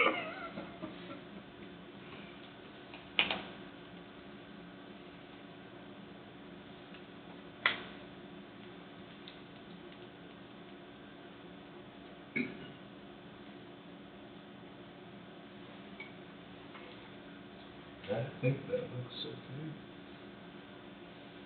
See how it reads. Okay, give her a spin. Ask for a motion to amend the guaranteed maximum price from $28,085,857 for Phase 1 of the Coffee County Law Enforcement Center project, and as approved by the board on November 20th, 2023, to an amended GMP of $29,999,410, which includes the Phase 2 base bid design as presented by Goldberg Group Architects and River City Construction, presented November 11th, 2025, related to the design, renovation, and construction within the existing Coffee County Courthouse, and construction of a secured enclosed link between the new facility and the existing Coffee County Courthouse to include all scopes of work related to the project and all bid documents prepared and by River City Construction dated November 4th, 2025, Phase 2 Courthouse renovation, and Goldberg Architects dated September 26, 2025, which is Phase 2 Courthouse renovation bid set. All costs and fees related to project to be paid from the jail construction project line item Fund 111. I'll make that motion. And there's one correction within that, and Casey made it, it said November 11th, it should have been November 10th. And- I was, right. And she's changed that. Right. okay, so it is for November 10th for today. Correct. Yeah. I'll make that motion. I'll second it. Moved by McCurry, seconded by Allen-Roth. Do we have any further discussion? All in favor, say aye. Aye. Motion carries.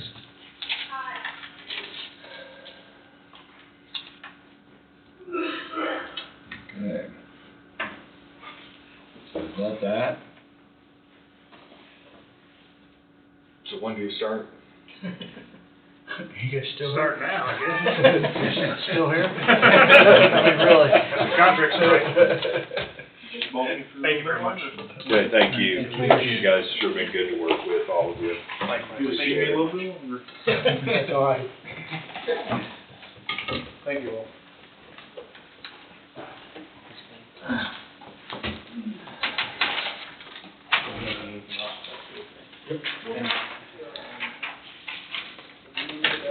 Well, I guess that's everything on our agenda, or do we wanna? Plus some. Yeah, yeah. So, we wanna start roundtable, or when do we need to do something about this street closing?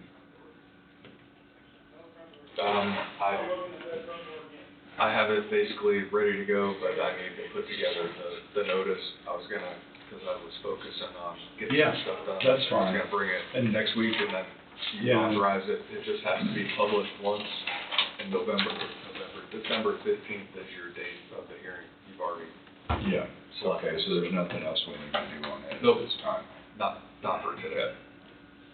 It's, sort of creating a new procedure because it's a street instead of a road. And then you have a road coming that, Ryan and I have been working on for a period of time. Okay. To surface sometime soon. Okay. Do we need to do anything about those interviews? I suppose we should today, shouldn't we? Just wanna, Before you take that up, I had to request, for my round table, because it's the only thing I have, a 10-minute executive session. Sure. Attorney-client, and it deals with, legal advice regarding, subordinate boards. 10 minutes, you said? Yes. Or did you say? 10 minutes, that's fine. I might have said it, I might not. I don't recall. I think you said it. Yeah, I don't know if they did or not. Probably didn't, I just put words in his mouth.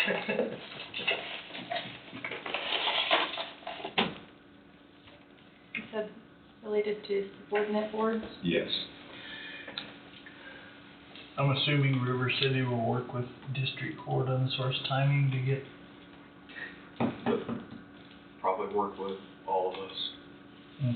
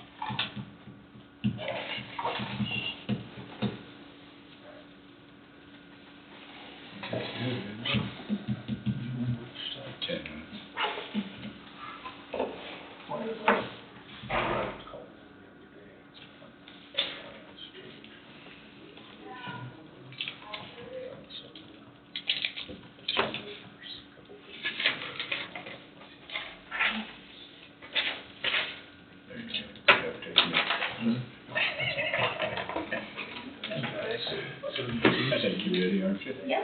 Okay. I'd make a motion to enter into executive session for 10 minutes to include each of the commissioners and county councilor Wade Bowie II to discuss matters deemed privileged under the attorney-client relationship regarding legal issues regarding a subordinate board to the county commission under the Kansas Open Meetings Act, KSA 75-4319B2. I'll make that motion. I'll second it. I made the motion. Oh, I'm sorry. Okay. He can second it. Okay. McCurry seconds. I need to quit doing that, tricking everybody. I'll second it too. Okay. All right. All in favor, say aye. Aye. Aye. Motion carries. I I heard guess you I say- should ask for discussion too, so it's totally messed up now. I heard you say that too. I don't know. Okay, we'll go in at 12. You wanna kick that back on for a second? Yeah. Sorry. We'll go in at 12:53. Oh, Come on, Casey, it's been a long day. yeah. Did you find the sign? I did. Okay.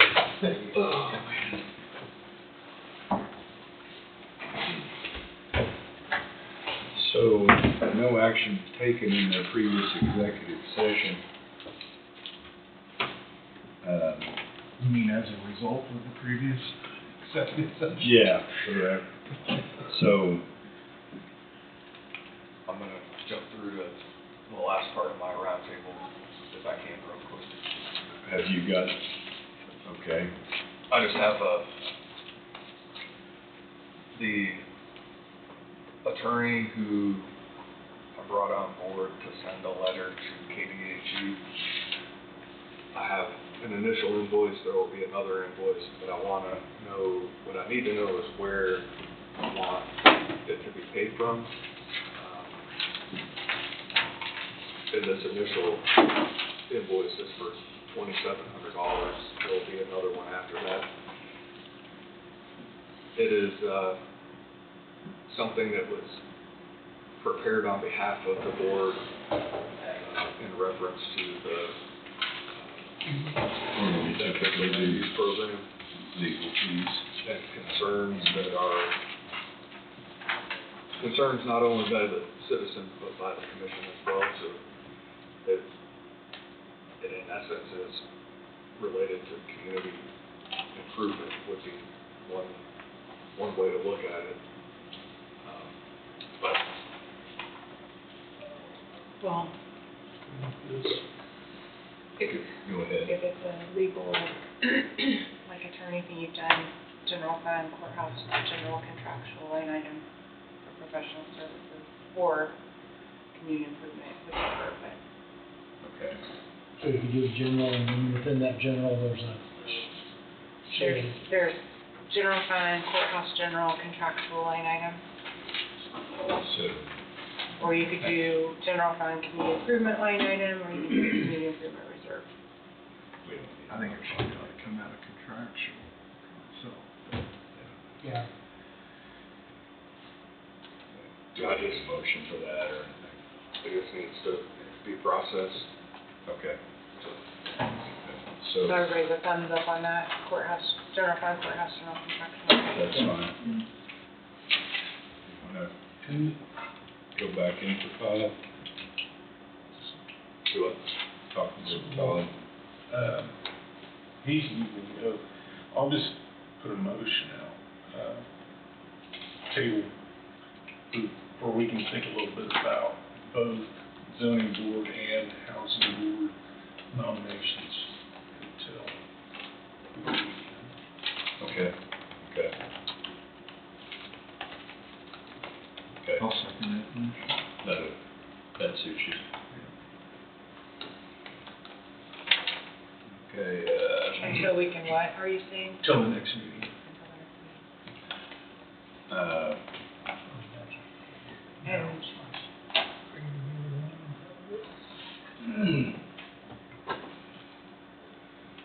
And Barker has made a motion to table the zoning board and housing authority board nominations until the next meeting.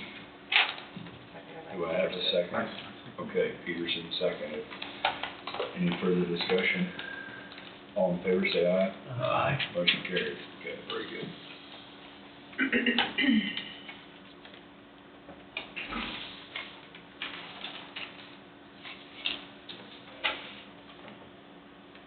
do you want me to just write that on there, or do you wanna write it on there?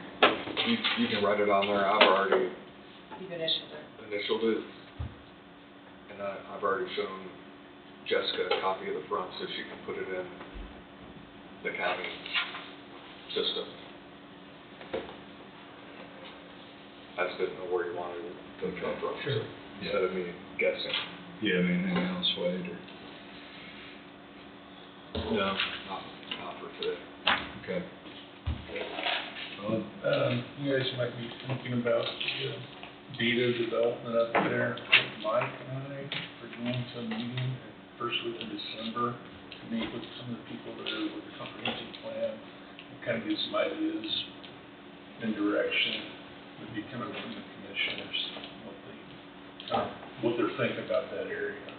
Okay. Everybody might be thinking a little bit about that. What's that, December 3rd or something, she said? First, third, yeah, 6:30 that evening. Yeah. So, do I need to do all three of them? Oh, there are three. There's three of them. Well, I did. Okay. Okay. When was that, John? I'm sorry. December 3rd. December 3rd. give you some time to think about it. Eat pumpkin pie, turkey. We wanted to send out a notification to people around that area and have any input. No problem, we'll fix it. Oh, this has to do with the comprehensive plan, is that right? I believe so. Yeah, the veto Right, section. right. But I told Heidi, said, heck, you had all the town hall meetings already, they knew. We did. We'll do it again.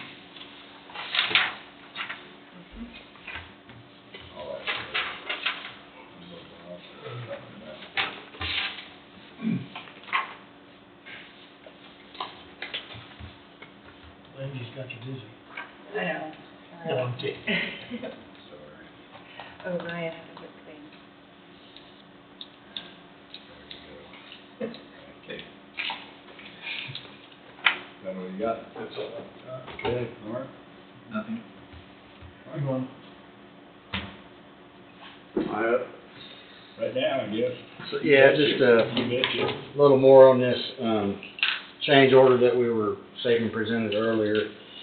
On that mobilization charge of 15,000. So I think we can get that cut in half.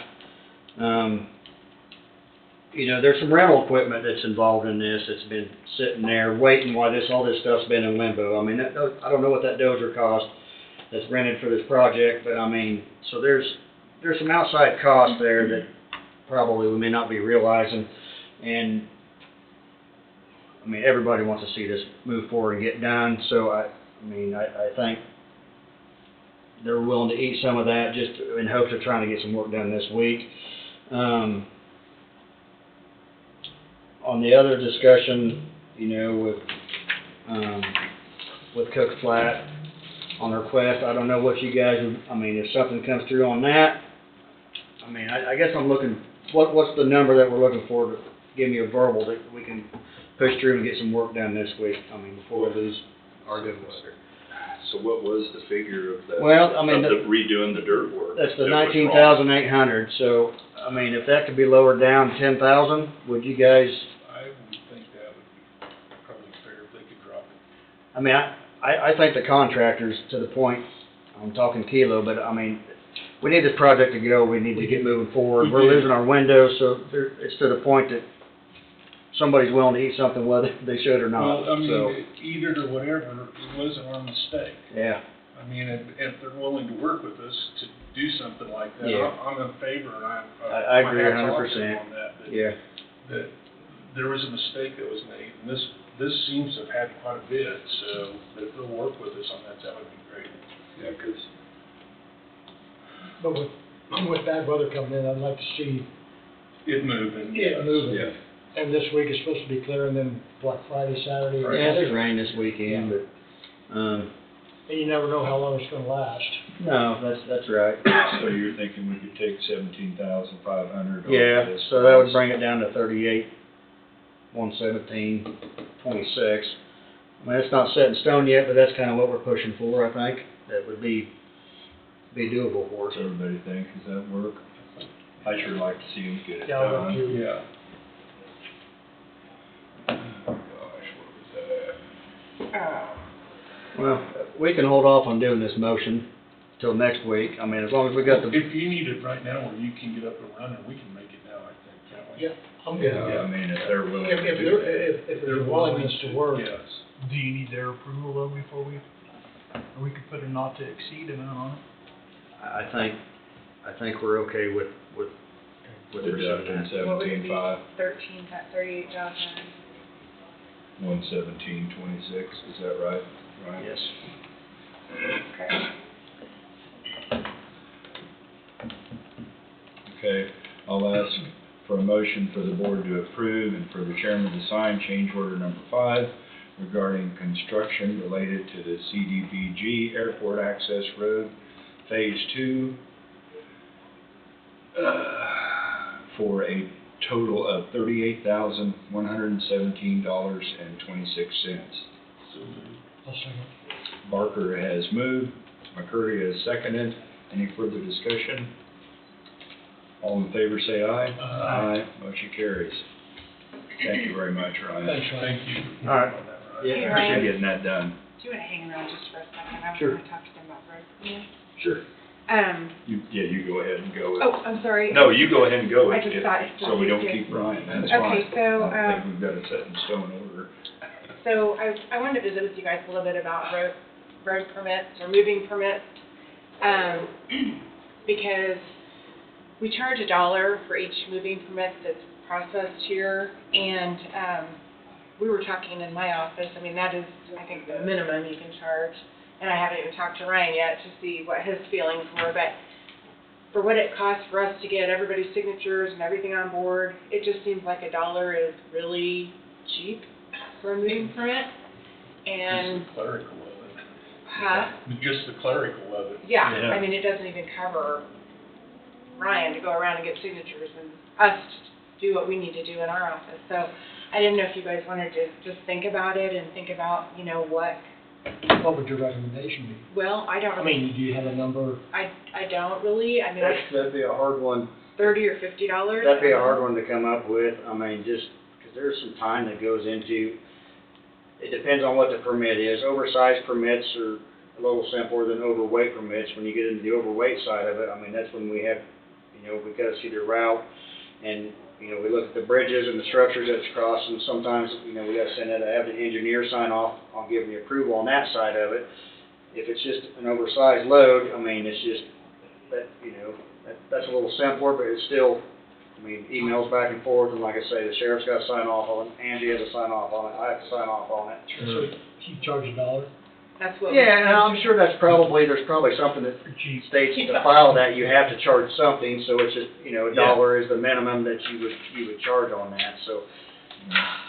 Yeah, you hate, in my mind, kinda hate to make it too high for, you know, somebody local's got an item that they wanna move or Yeah. whatever. Well, that's the ones we're dealing with right now, are coming out of Lamont, they're overhead feed containers, I think. Yeah. And so they've got like six permits, you know, typically we don't handle that many of them, but there's 6 loads over the next month that they're looking at moving up to Reading. So there's been quite a few here recently.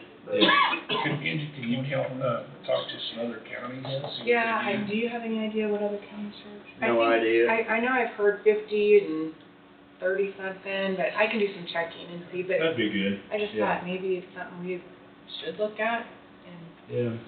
you know, just, I mean, for the simple ones that may not take very long, you know, we charge them the same as the ones that might take a little longer, but it might offset those ones that take a little longer if everybody's a flat, whatever. Yeah, or if maybe the overweight ones need to cost more than the oversized. I think that's something to consider. So Yeah. I can do some checking around some other counties and see what That'd be they great. do. I mean, it would make sense if need an engineer to review something that should maybe cost a little bit, so. Yeah. Sorry, I hadn't brought that Yeah, up to you no. before, but since you're here, I Yeah, thought we no, might it's as well good be a discussion. part of this. I mean, the cost of county personnel's already covered, we're already paying, but if there's additional costs, we definitely wanna cover those additional costs, whatever it might be. Yeah. Do the engineers send you a bill if they have to review like oversized ones? Yeah, I mean, if I were gonna, Probably not $1. it's not $1.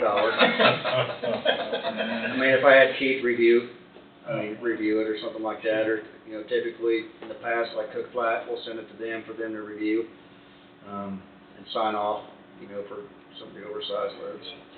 Okay. It's a good idea. Yeah. If nothing else, it might just be a flat fee that covers those on, you know, engineer cost, but anyway. And then, another thing, I had a question. So, there's been lots of changes go on in the building and stuff, and, the janitorial closets have changed, you know, with different staff coming in and everything, and a lot of us up here use the closet to wash our coffee pots and our tea pitchers, and if we had food, you know, we would just go in there and wash our stuff. And so, like I said, things have changed, so we were thinking, us up here, was wondering if, since the office across the way is, you know, it's really not much there anymore, we wondered about if it would be possible to have like a kitchenette installed there, just with a sink and a counter and maybe some little cabinets below.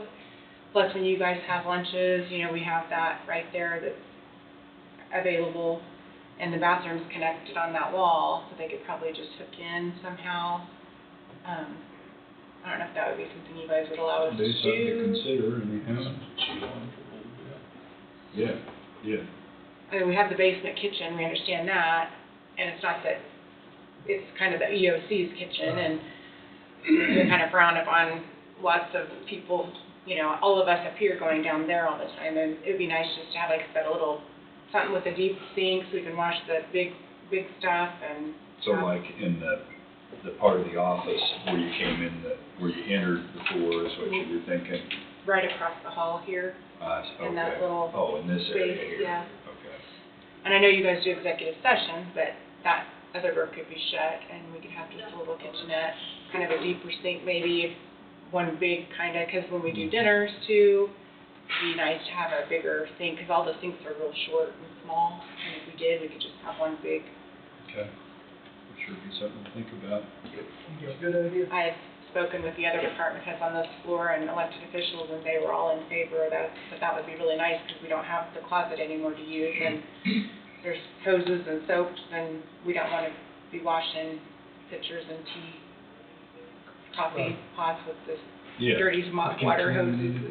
I don't think DHE would like you washing dishes and. Yeah, right. So, anyway, that was the other thing we had, and then lastly, I got Mark and Todd set up for KAC meeting, got their hotels approved, and all that's done. And we have the Thanksgiving dinner underway with everything to be ready for that. When is that? At the 20th. I can't, I don't think I wrote that down. I did, but I can't remember the date. 11:30 for each building, right? Yes, yeah. And then we will have also longevity checks for you to sign next week, Wade. Longevity checks for you to sign next week. Okay. And, well, you guys will see them too, you'll Sure. sign the vouchers. Yeah. Because And- do we hand them out then? Yeah, and certificates for years of service. Yeah, okay. And then next Monday will be the canvass at 10 o'clock, I think is what we have it at for the election, so. Okay, next Monday. Uh-huh. Okay. That'll be on the agenda, so. And that's all I had, sorry, I No, had a no long problem. list this week. That's okay. 10 o'clock for the election. Yeah.